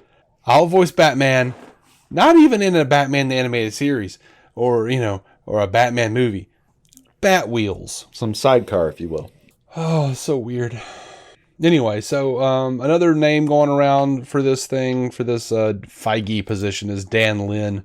But everyone's like pretty much like thinking like, oh, well, it's got to be him. I was wondering your take. I didn't see anything wrong with it outright, but I think his career better than I do. Well, I mean, he produced it. He produced, Sherlock Holmes, the Lego movies. That's fine. But the biggest problem, I think, is that he's got projects in development at Rideback. He's got a live-action Lilo and Stitch remake at Disney, and he's got a first look deal with the Universal Pictures. And basically, all of that would have to be like severed completely for him to return to DC. And I don't think he's going to do that. Well, that'll be an issue. Mm-hmm. And Emma Watts is a name that's been thrown around. The little blurb I read here says, a veteran of the studio system who has worked at Paramount and 20th Century Fox in the past. She left her post as Paramount's motion picture group president late last year and was pushed out as Paramount's chairman and CEO. She is hardly a household name to most members of the audience, having spent most of her career in behind-the-scenes jobs, but she did work with Paramount on the Transformers franchise and the upcoming Dungeons and Dragons movie, and with Fox on Avatar, just to name a few.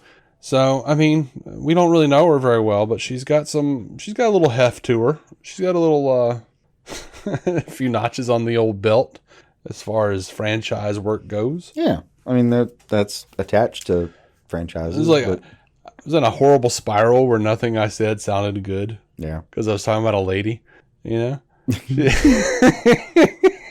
Well, to back end you. Yeah, she got some heft. She got a few notches on the belt. I didn't think about that. I'm just sitting there going like, no, say a different thing. Damn it, that was worse. Didn't cross my mind. I was just thinking about the qualifications on the resume part. She's got a few wrinkles on the old labia. No, Dave. Yeah, no. I just don't go that way with it. Mm-hmm.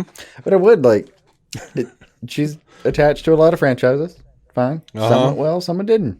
But then here's the fun part about her resume and weeding people out. Like, is that her fault? What didn't go well? I don't know. I mean, Transformers made money. Avatar made money. They made money. They're not things that I give a shit about. Nope. You are never going to sell me on a franchise that literally called it Obtainium. Get fucked. Outright. It's the inium we wish to obtain. I will never care. Sorry. Yeah. And I say this as, you know how much I love the color blue. Yes. Doesn't matter. I too hated Obtainium, but I also was not going to see it because I hate James Cameron. So I watched it, and it was as normal as I thought a normal film should be. Like, it was not, I don't know why that was a blockbuster. But, given my two comments here, definitely compliments. Hell, I haven't pierced my lips like I was going to say the P. Given my two comments, someone please let me know if I should reconsider it, but I just don't know how or why. Oh, I'm open to it. Don't listen to him. It's a trap. If you tell him why he should watch Avatar, he will just block you. No, I really won't. I'll probably respond immediately. Explain yourself. I'm kidding. Give me scenes. Send me. Jason's trying to thin the herd. Send me gifts. Yeah, no, I'm kidding. Then I'll block you. Alrighty. Then I'll block you. So, Aquaman 2, Shazam 2, those release dates were delayed again, like I said earlier. Oh, wait, 21st, and I think Shazam 2 got to, like, Christmas Eve or some shit. Oh, no. Christmas Day. What was it? Gosh, I should have paid attention better to this article. Now I'll look it up. See, Shazam was originally... That was, and now it's on March 17th, 2023. Yeah, gotcha. March 17th, 2023. And Aquaman is now December 25th, 2023. Yep. And David Sandberg, director of Shazam, says, while I'm an impatient bastard who wants people to see it as soon as possible, the film will be fully done in just a few weeks. The move makes sense, since Avatar was taking all IMAX PLF screens. Fury of the Gods is a big movie and should be seen big. And hey, it's still 3 months earlier than our first release date. That's a pretty good attitude. Yeah. Once they started saying Avatar, just why? Why put out a DC movie around that time? It's going to get killed. And then everybody's got to be like, once again, DC can't do the thing. Even though they keep making $1 billion movies. If one doesn't make $1 billion, it's a mess. Yeah. I hate the $1 billion thing. Like freaking the first Avengers made $1 billion, and now every movie, every comic book movie has to make $1 billion, or else it's a failure. Well, I mean, the argument we used for a long time, even on Justice League 2017 and even in BVS, was there is no reason you shouldn't be able to combine these characters and make $1 billion. But then execution failed us. And we were proven very, very historically wrong. Well, to be fair, we said there should be no way. Yeah, I agree. No, that's the caveat there is like, but I still believe it's the case. Like if there is enough preamble to it, like it's, putting the ball on a tee, why can't you hit it? If there's enough there, you just didn't. God, sorry, I just had like a little flashback to my childhood. You didn't hit it. I feel like. Why can't you hit this? Every time I bring up anything involving a sport of any kind, you're like, well, that doesn't apply to me. Okay, I get it. Well, no, this one applied to me. But in the opposite direction. To be fair, the problem wasn't that I couldn't hit it. The problem was I couldn't not hit the T-ball stand. You don't hit the stand, you hit the ball. That's what they said. Over and over in an exasperated tone. That was very much like the one you just had. Ignore the entire stand. Just hit the ball. Yeah, well, I tried, but I still somehow always knocked the stand over. I was just like, why are you forcing me to use this damn stand? Just throw the ball and I'll hit it. I've never had a problem hitting the ball when you just threw it to me. You bought a T-ball stand. I don't even know why. Let's just play baseball. That would Jesus be an interesting Christ. take. Is like, why can you not do the thing when it's just sitting there? Ooh, I'd love to see that in live action. That would be interesting. I don't know what to do with that. Well, I mean, it was a cheap little T-ball stand, and it was a cheap ass little T-ball. So I mean, like both of them were like as flimsy as a damn paper bag or a plastic bag you get from Walmart. So you go and you put any kind of like force on it, on hitting that ball, the you're gonna in some way knock the stand over, man. Doesn't that make sense? Kind of. I mean, I don't know that I was actually hitting the stand. No, you probably were to do that. I don't know. Scoffing. I've hit the stand a few times too and knocked that thing over. I get it. I mean, I just couldn't understand. I was like, you do the T-ball for kids who can't hit the damn ball when it's thrown to them. I have never had that issue. Why would you buy me a T-ball stand? Oh, yeah, that's like 1 year. And then, yeah. Like, why are we talking about T-balls? Like, we have baseballs. We have softballs. Pick one of those. We can have the softball. Also, you probably couldn't hit out of the yard for that one. Oh yeah, no, I hit that shit out of the yard for sure. Like that's probably why they did the T-ball, is because they were scared because I was breaking shit. You were a big boy. Yeah. Anyway, Black Canary still in the Black Canary movie with Journey Smollett and Misha Green still in development. So we're not losing that so far. Haven't heard otherwise, at least. Blue Beetle still on track, still happening. Still on track for 2023 release. Probably going to be 2024, honestly, but we got a lot of bullshit about Batman 2 still not greenlit. Well, no, I mean he's working on the script. They haven't greenlit the script, so that's a headline issue. In fact, Matt Reeves actually signed a new deal with Warner Brothers. Mm-hmm. It's an overall deal. Deadline reported it. So, yep. That's still going. Don't be fooled. Yeah. See, I don't think he's going anywhere. Before I basically quit social media for several weeks, I was seeing a lot of Snyder fans laughing that it wasn't greenlit. And I was just like, oh, God. Y'all are delusional. Right this moment, greenlit means nothing. Not in a transition as we're in. It will eventually. Don't get me wrong. That phrase. Yeah.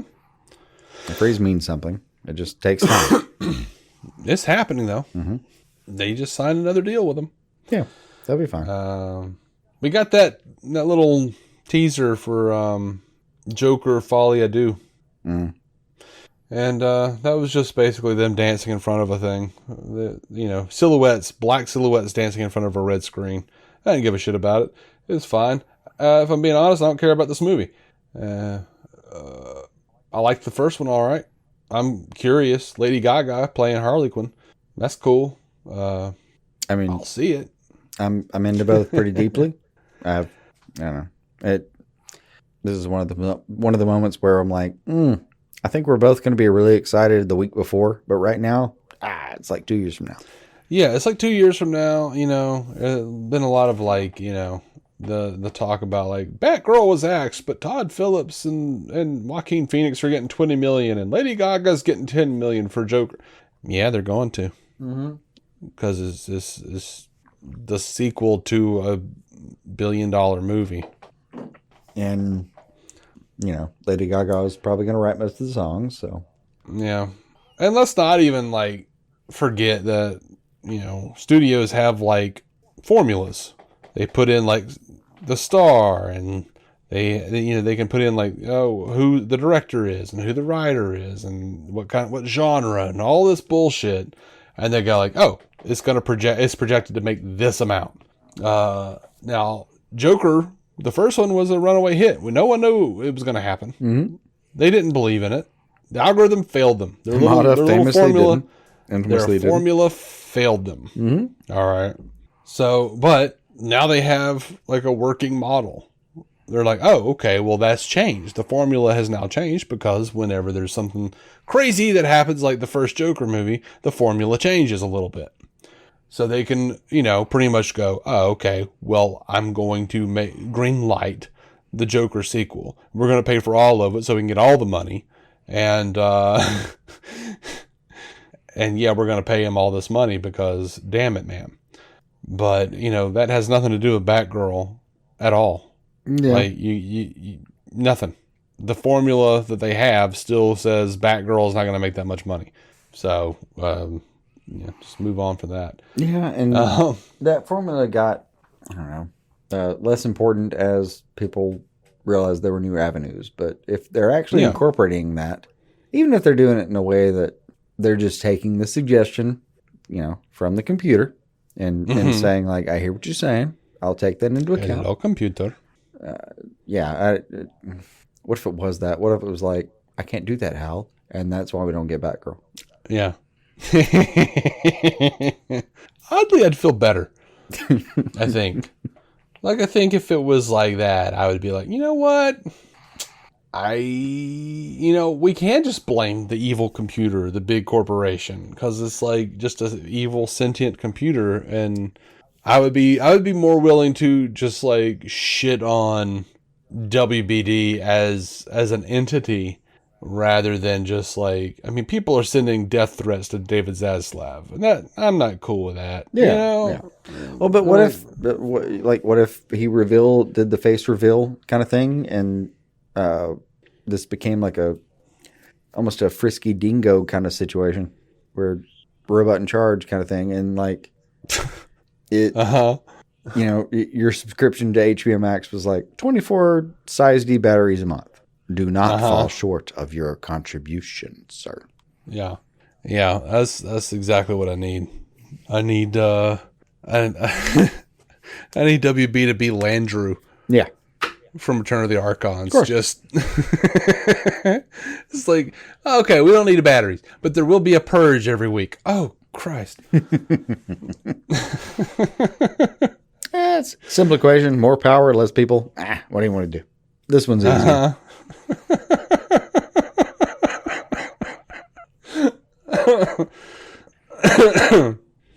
Oh God! I'm hearing that in Jason Alexander's voice because I watched Harley Quinn recently. Yeah. Alrighty. So, apparently they're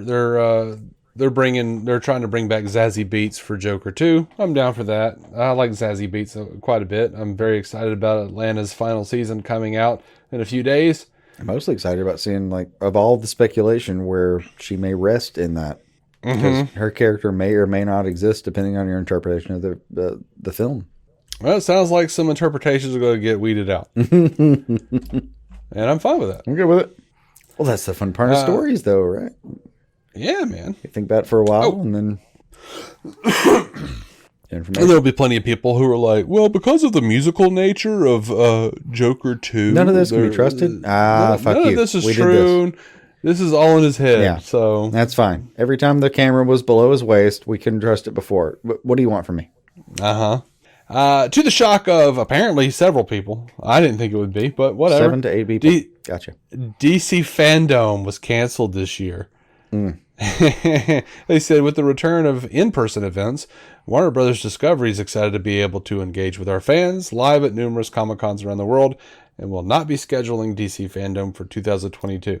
That's fine. Look, you know what I would love is, like, with all this talk of quality, I would love it if this was just Zaslav. He just looked at the fandoms and was like, why are you guys standing on a green screen? This looks like shit. Oh my God, this is awful. We have got to protect the DC brand. Damn it. What are you doing? Like, this has been shitty.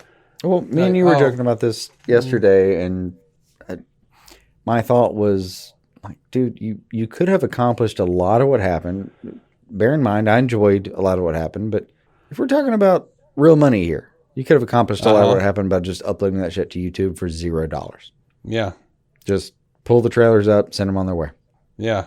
You don't have to hire people from all over the world to, do long-winded, strangely joking the introductions to things. What the hell?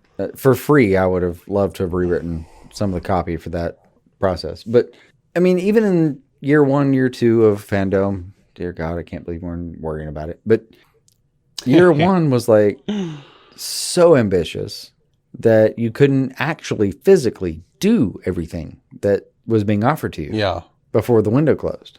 Yeah. Even if you stayed up for all 24 hours because it was 8 hours and it looped.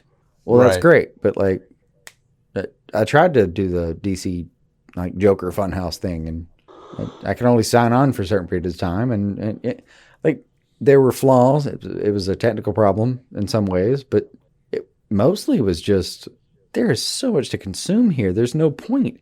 Like, why would you, from one standpoint, from their standpoint, I would think, what is the point of having so much content that you put so much money into if they can't consume it all? You're literally throwing money away at that point. You know you're bleeding. So year 2, you come back and it's like, what was it, 4 or 8 hours?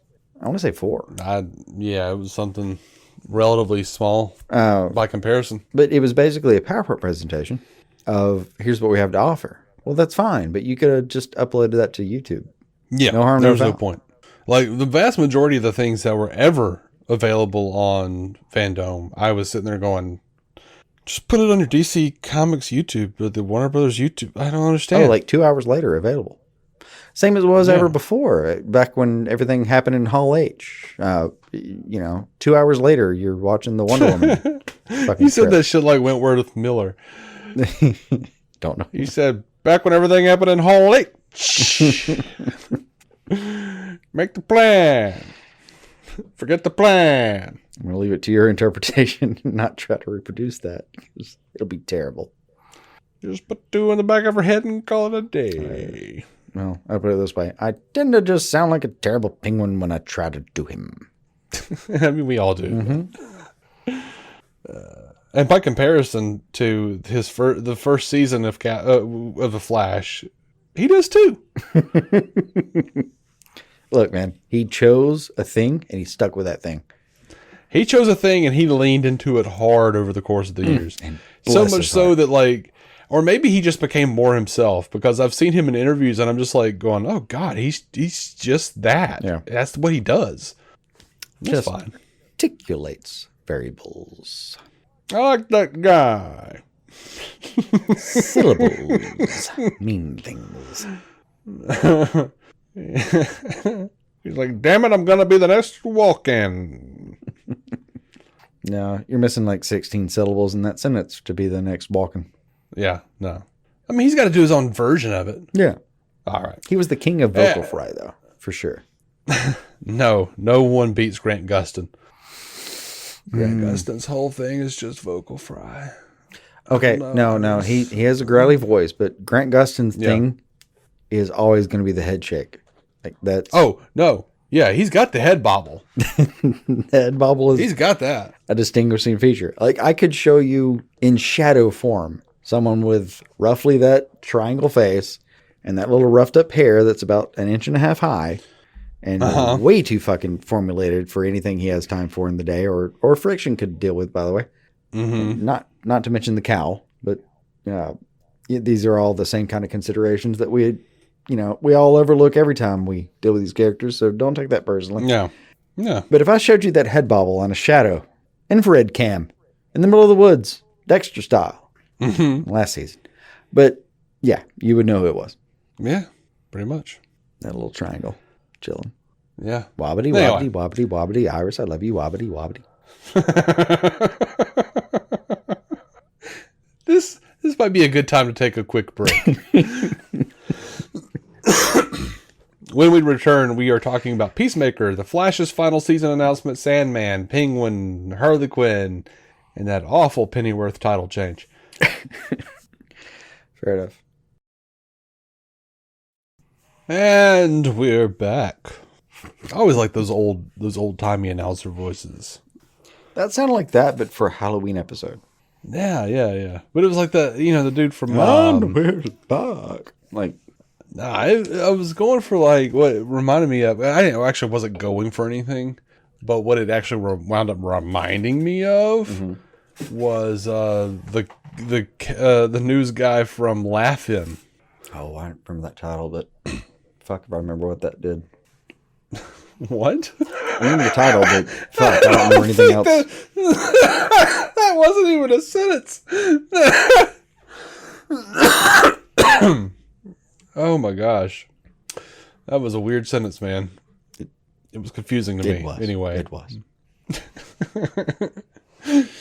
Everybody was really worried about Peacemaker because of Batgirl. And James Gunn assured us that season 2 is safe amid the Warner Brothers cuts. Which makes sense given the final scene. Yeah.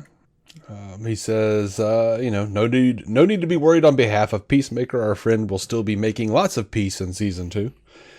We found out Peacemaker will begin filming in 2023. Again, from James Gunn. In fact, season 2 and multiple. It almost sounds like someone can tell him later, like, he shot a lot of people. He did what? Multiple James Gunn projects are reportedly moving forward at DC. So they did great, and I loved them. So yeah, even in the context of what's happening now, what do you want to tell you?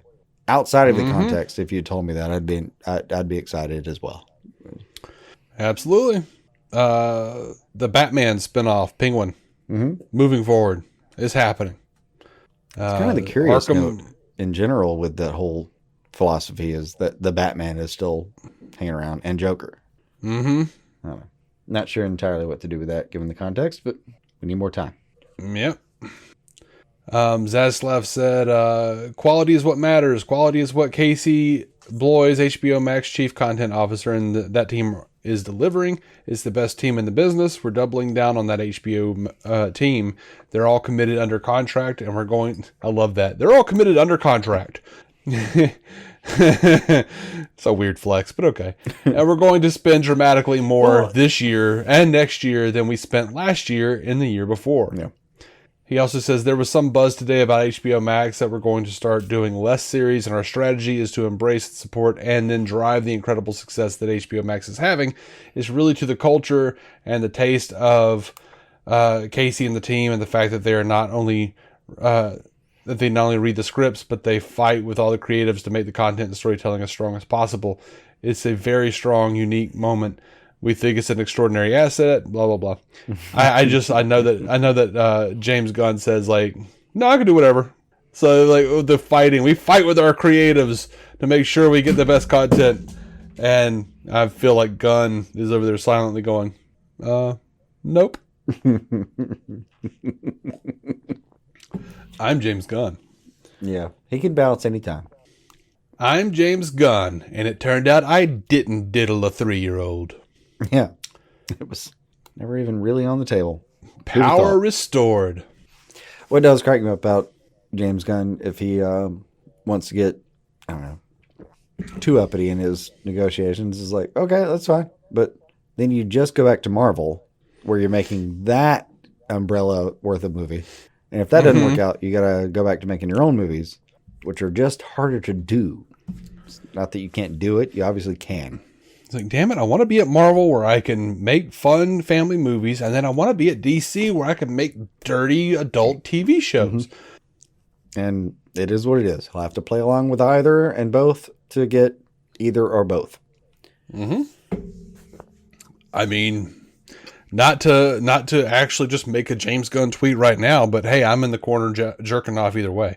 Oh, we'll be fine. Just like, I'm like, yay, splooge, splooge, splooge. Yeah, that'll be fine. We're gonna enjoy oh it. man, that landed on a comic book. Damn it. Which one? Suicide Squad. Yeah, that makes sense.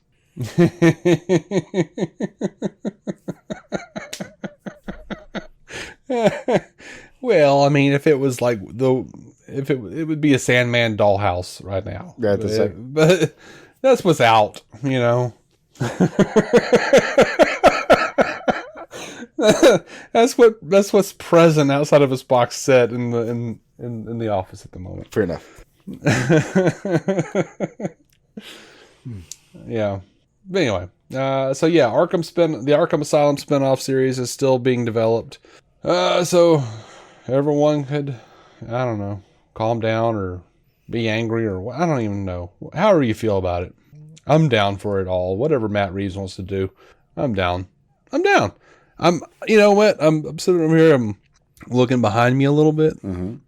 I got like this 12-inch McFarlane red and black the Batman statue from the Matt Reeves movie. I got let's see, 9 the Batman action figures from McFarlane. I've got the Bat Cycle here. I got 2 Batmobiles from that movie. I think I'm good. I think I'm pleased with it. Would you get like a James Gunn or Billy Bob Thornton with yellow teeth action figure? Or I would. I'd take either. See, that pisses me off. That's a good point. Why is McFarlane not making Harley Quinn animated series figures? Fuck if I don't know. Too sexy seems even like for him is my only guess. That seems obvious. And no, nothing's too sexy for the Todd. I know yeah, he has not balked. Not one butt clench from Dr. Psycho would have bothered him. No. The Todd father knows all. Yeah. Controls all. Yeah. Wields all. No. Which also pisses me off because no, that's how they are. Sexy is what it is. We're going to make this for him. Gotcha. Speaking of which, I need McFarlane Toys the Sandman. I could do that. We're over here with this hit Netflix show that apparently isn't a big enough hit that Netflix is willing to, say that season 2 is a given. But They're just short of it, and bless Neil Gaiman for all the inside information about how they think about things. I know, but we're looking at 300 million hours watched on this thing, and metaphorically, it's not too far from my point. I would absolutely buy, especially for Christmas, a Sandman snow globe with Dream in there. Instead of snowflakes, it's little ravens. Yeah. I found I found out that there was apparently an old library poster. You know those library posters? I love those where they have like characters that say something about reading. Yeah. I found a Sandman library poster that in the quote was written by Neil Gaiman, but it's a dream in the dreaming, and he's in his little library or his giant library, and there are books flying around. Swirling out of this giant book that he's holding open. And it says, a book is a dream that you hold in your hands. Had to have it. That's gorgeous. Had to have it. Couldn't find it. No one had it for sale anywhere. Just gorgeous. But I have it on my wall now. Yeah. So if you'd like that, to print it off at a Staples or something. I felt like that was the kind of stuff they used to put, on the walls in the library. And I'm imagining my middle school library right now. Uh-huh. Like, that would come up a couple weeks before the book fair, where you're supposed to come in and spend some inordinate amount of money at absolute list price to get a few books and head home. Uh-huh. Because apparently those aren't available anywhere else. Yeah. Yeah. I hope there are kids at this point, if there are still book fairs, and I don't know. I don't have a kid that's that old yet, and I don't have relatives that I keep up with in that detailed capacity enough to know. But I would love to see some kid go to the book fair and write down some titles. I'm sorry, man. This is like $25.99. I can get this for $12 on Amazon right now. Thanks, though. And just go to the next one. Yeah. I mean, I remember even being like at the book fairs when I was in school, you know, and I would see like the books, and I didn't know what books cost, but my parents were, you know, like, this is ridiculous. Like, the way they acted, it was like the price might as well have just been good Christ, you know, like, oh, it was like, it was you're insane. not getting that. You're not getting that. Like, okay. No, It had Batman on the cover. That's all I cared about. Yeah. It was a weird middle ground, though. We're like, oh, I'm glad you want to read. Also, that's like twice what I would pay for it if I just bought it for you somewhere. Yeah. And the school has a library. We happen to be in the library. I can see that book over there with the catalog number on it. You could rent that right now for nothing. Mm-hmm. And if it's not available, by the way, we also have a public library for the city.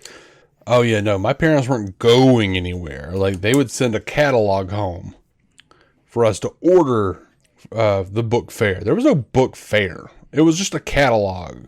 Oh, ours did a whole setup where they like usurped the whole rows in the actual library at school. Well, and by library, I do mean a relatively small environment, but still, there were a lot of books there. And you would just install fake shelves and put up these shiny pretty books. And they were all worth, like, I don't know, twice what they're worth, minimally. Yeah, I feel like there may have been an actual, like, physical book fair at the public school where I went for the first couple of grades. But then once I started going to the private Christian school, it was a catalog. And most of the books in there were, like, you know, books about Christing. Yeah, it would have been The Shack at some point. The Shack did not come out until much later. You know damn well those behind you were subjected to that. Maybe. Well, I mean, by the time the Shack came out, I think everybody already had Amazon, so I don't think the book fair was probably a thing. I don't know. I don't have kids, so I don't know. What do you like? I know you have a kid, but you don't know yet. But so you listener out there, what do you think? Do you have a child? Do you have the book fairs? Do you pay a lot of money for the book fairs? Do you tell your kid no because of all the money at the book fair? Do you look at the price and say, good Christ? Tell me. Let us know. Write in dconscreen@gmail.com, at dconscreen on Twitter. Let us know how your book fair be faring. Oh, it's not going to be good. That was a weird thing. It's going to be bad. Why? I just assume that part's evolved in the case of it. That Public schools no longer have book fairs. They have TikTok fairs. Yeah. Where everybody just sort of gets together and tries to make like one really viral video. That's a whole different procedure. Yeah. It happens at 3:30 instead of 11:30. Mm-hmm. Yeah. And then the teachers have their own separate, I swear I'm not touching the children fair. Mm-hmm. I just assume at this point that most teachers are day drinking in their mugs and, you know, whatever you have to do to get through.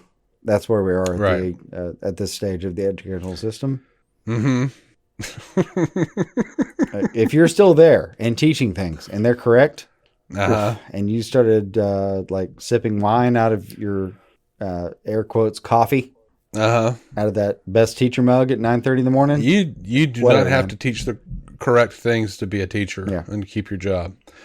I remember we had a teacher that taught us. Well, again, this was the Christian school, but I don't know how this makes any difference in this situation. But they were very certain, despite all the kids in the class going, "No, you're wrong." They were very certain that there was more land than ocean on Earth. I mean, that hurts me. Uh-huh. That hurts me. So, I mean, that's one example. I heard a joke earlier also about someone's kid being told that they were told the dinosaurs didn't exist anymore because they didn't have a religion.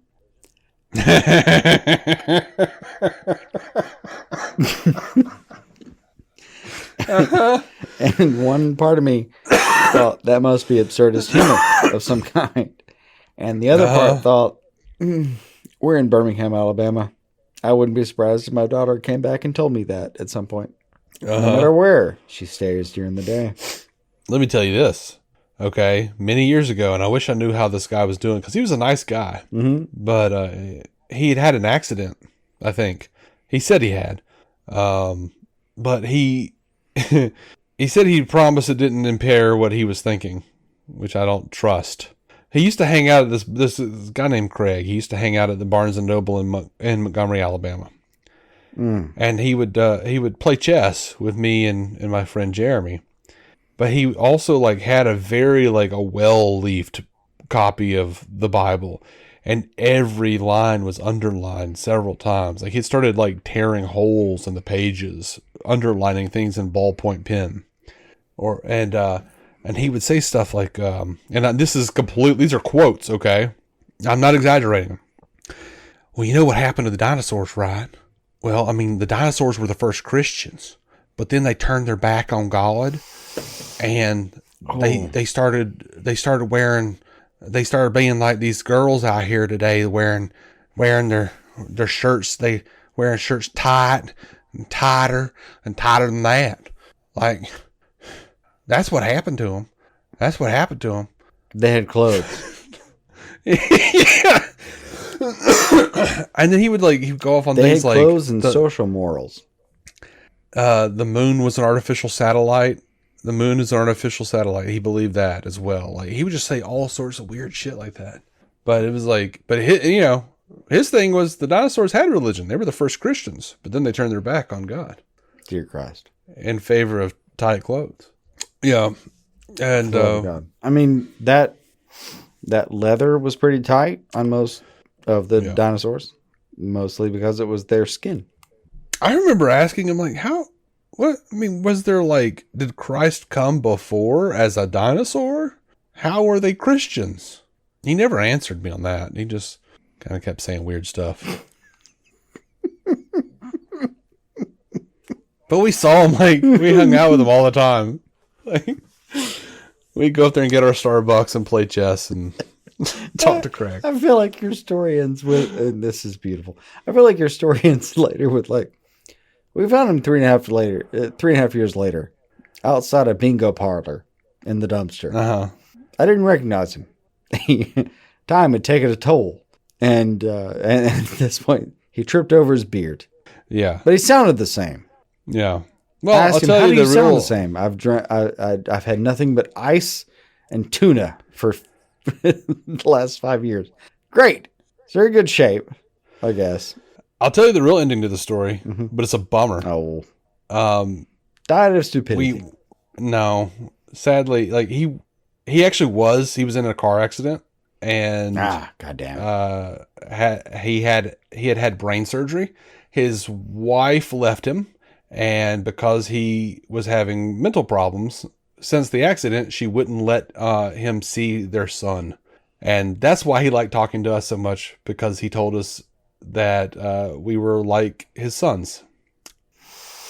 That's the real.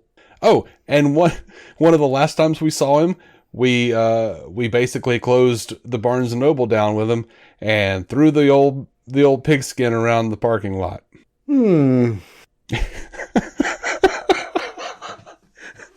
I laugh, but it is depressing, isn't it? He was a really nice guy. No, you've gotten into actual brain damage now. Yeah. He swore it was his thought processes on religion were not due to, or the artificial moon or whatever. He claims it wasn't, but I don't believe him. But we would tell him that. We were like, dude, come on, that's your accident. And he's like, no, it's not. I'm like, dude, come on.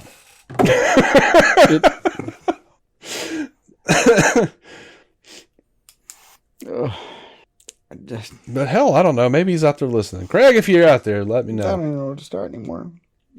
Well, like shortly after, like they actually literally closed Barnes and Noble, and we just never saw him again. No, I'm sure. He didn't have a cell phone. He was scared of them. Of course. Okay. I don't know, man. What do you want from me? Anyway, yeah, that got depressing. I feel like we need to contact this guy. I know. Work it out with him. Me, it's been like 2004 since I've talked to him. He was in really good shape, though. Like his freaking calves, dude. Yeah, if you're jumping around from conclusion to conclusion the entire time. He also worked out a lot. Anyway. Yeah, man. Let's see. So yeah, Sandman, like I was saying, has been topping the daily charts.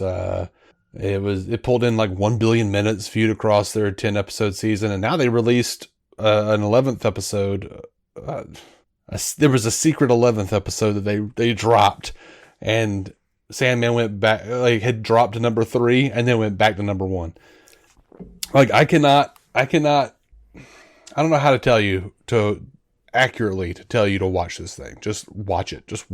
Please, for the love of God, watch the damn thing. It's so good. I am loving the show. In many ways, I feel like the show improved upon the books. Yep. Because it feels like, and by the way, if you haven't watched quite the literally show Neil because Gaiman, you didn't have time, I suggest you throw away your cats just to make sure you have time to watch this show. Just the adjacent episodes. Yeah. But yeah, the show is literally like Neil Gaiman looking back at something he wrote 30 years ago and like killing his darlings and just making it better. Mm-hmm. It's that damn good. Yeah. I'm sorry. It just is. That cat's okay.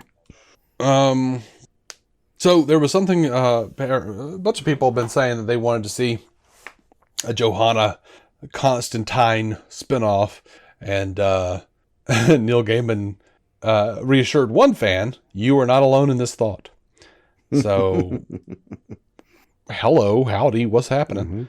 Mm-hmm. And by the way, J.J. Abrams' Constantine series gets got a bit of an update. Is apparently is quote unquote on solid ground and moving along. I did read a bit where like Zaslav was pissed that J.J. Abrams hasn't done anything really since that they signed that overall deal with him. Like, you developed an animated series. Okay. That's nothing. He's okay. Huh? No, I'm not disagreeing, but he's been there for 2 years. Yeah, he's not done anything really. My only objection is I don't think that's maybe his fault. Maybe not. I would keep him on staff. Actually, you know what? Our earlier discussion about who you keep on staff, maybe keep him around for a second. Yeah, I'd let JJ go. I'd keep him around for a second. Okay, good for you. I wouldn't. I'm not saying anyone at the table has to stay. It's our table. All right, Wentworth. It's our table, sir. Yeah. La. Oh, this is hey, Harley Quinn renewed for season 4 by HBO Max. Yep. How you doing? And Patrick Shoemaker says, coming sooner than you think. I don't know what the hell that means, but I'm happy about it. I did me some Harley Quinn. Fair enough. Sooner the better. We don't know about the fate of Titans and Doom Patrol. We have no idea. Yep.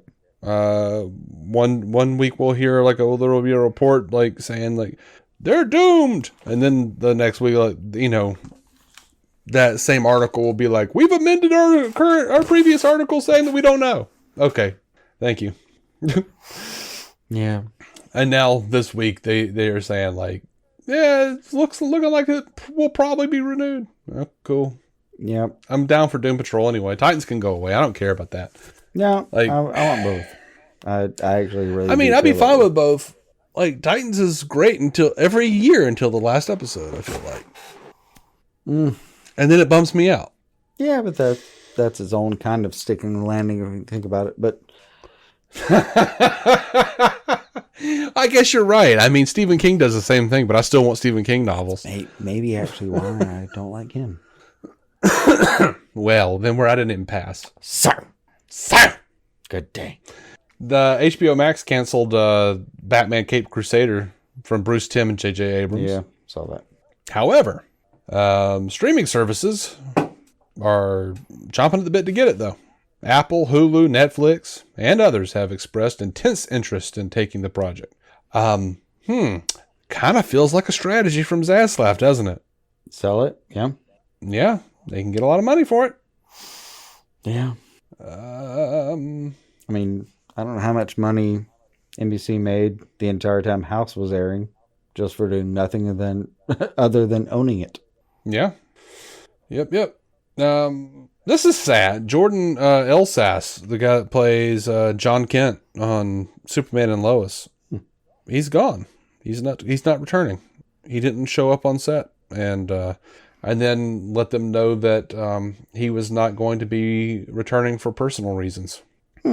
So they're going to recast Jonathan Kent. Gotcha. Okay. Sad to me. I like that kid. And Superman and Lois has cast the Orville star Chad L. Coleman as a major villain for season 3 of the series. I don't know the Orville. I don't watch it. All right. Did you see this awful Pennyworth title change? I just felt like they got more to the point. I mean, it used to be called Pennyworth, and now it's called Pennyworth. Sure. The origin of Batman's butler. Pennyworth, thing we knew. Pennyworth, thing we're saying now. Uh-huh. Gotcha. It's like, we had to make sure we got the keyword Batman in there. Yeah. Which is fine. I'm sure everybody will still call it Pennyworth. And we'll just ignore it. Like I have been while it was called Pennyworth. HBO Max confirmed to cancel that DC series Strange Adventures from Greg Berlanti, which I'm surprised they were even really talking about it. It seemed cool. Anthology series. Lots of different creators coming in, doing like Twilight Zone in the DC universe. Yes, that sounds awesome. Sounds amazing. Kevin Smith's episode sounded fun. Nick Cage as Bizarro, you know. That's what he was doing. That does sound wonderful. Yeah, but I understand. I get it. Yeah. But that new Superman series is apparently still set for Cartoon Network. The animated one, the My Adventures with Superman, that was apparently still on the slate. So, guess what, man? Mm-hmm. That's it. Oh, holy shit. We're through it. We're done. Can you believe it? Hardly, given the last month. But, you know, I guess it had to happen eventually. Yeah, I mean, I feel brand new, man. Like a weight has been lifted. Like I could just go out and shit on somebody's chest and it'd be all right. Oh, that's weird, because I feel like you just got this all off your chest. Well, I got it off my chest, but it went into my intestine. And then it got on somebody else's chest. Yeah. Just don't need to go cleaning semen somebody just because you didn't get to record for a while.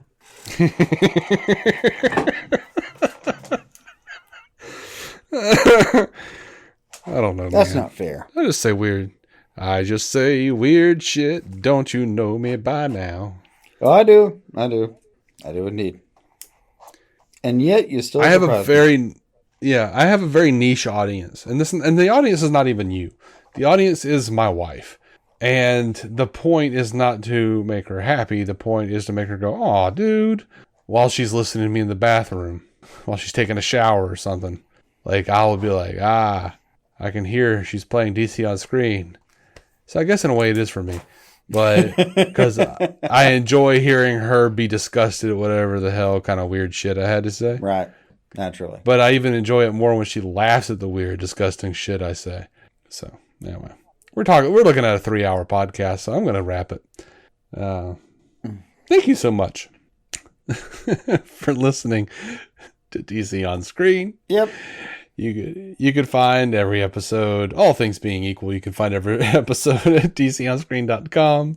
You can contact us over on Twitter at dconscreen, or you can email us at dconscreen@gmail.com.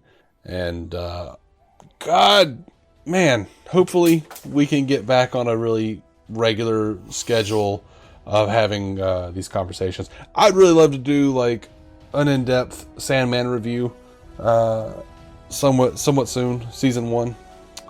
But anyway. Yep. That's being worked on though. Until next time, y'all. Keep that DC on y'all screen. Which will be hard. Because there's no DC to... Our intro music is by Jason Goss and Michael Shackelford. Michael's band, Galactic Engineers of Magnetic Sounds, or GEMS, can be found on SoundCloud and Bandcamp. Visit DCOnScreen.com to find our Patreon, merch, contact information, and every episode of the show for free, including crossovers we've done with other podcasts. DC On Screen is a maladjusted production. For more from me and Jason, including sketch comedy, vlogs, parodies, and our improvised web series Hey Guy, visit maladjusted.tv.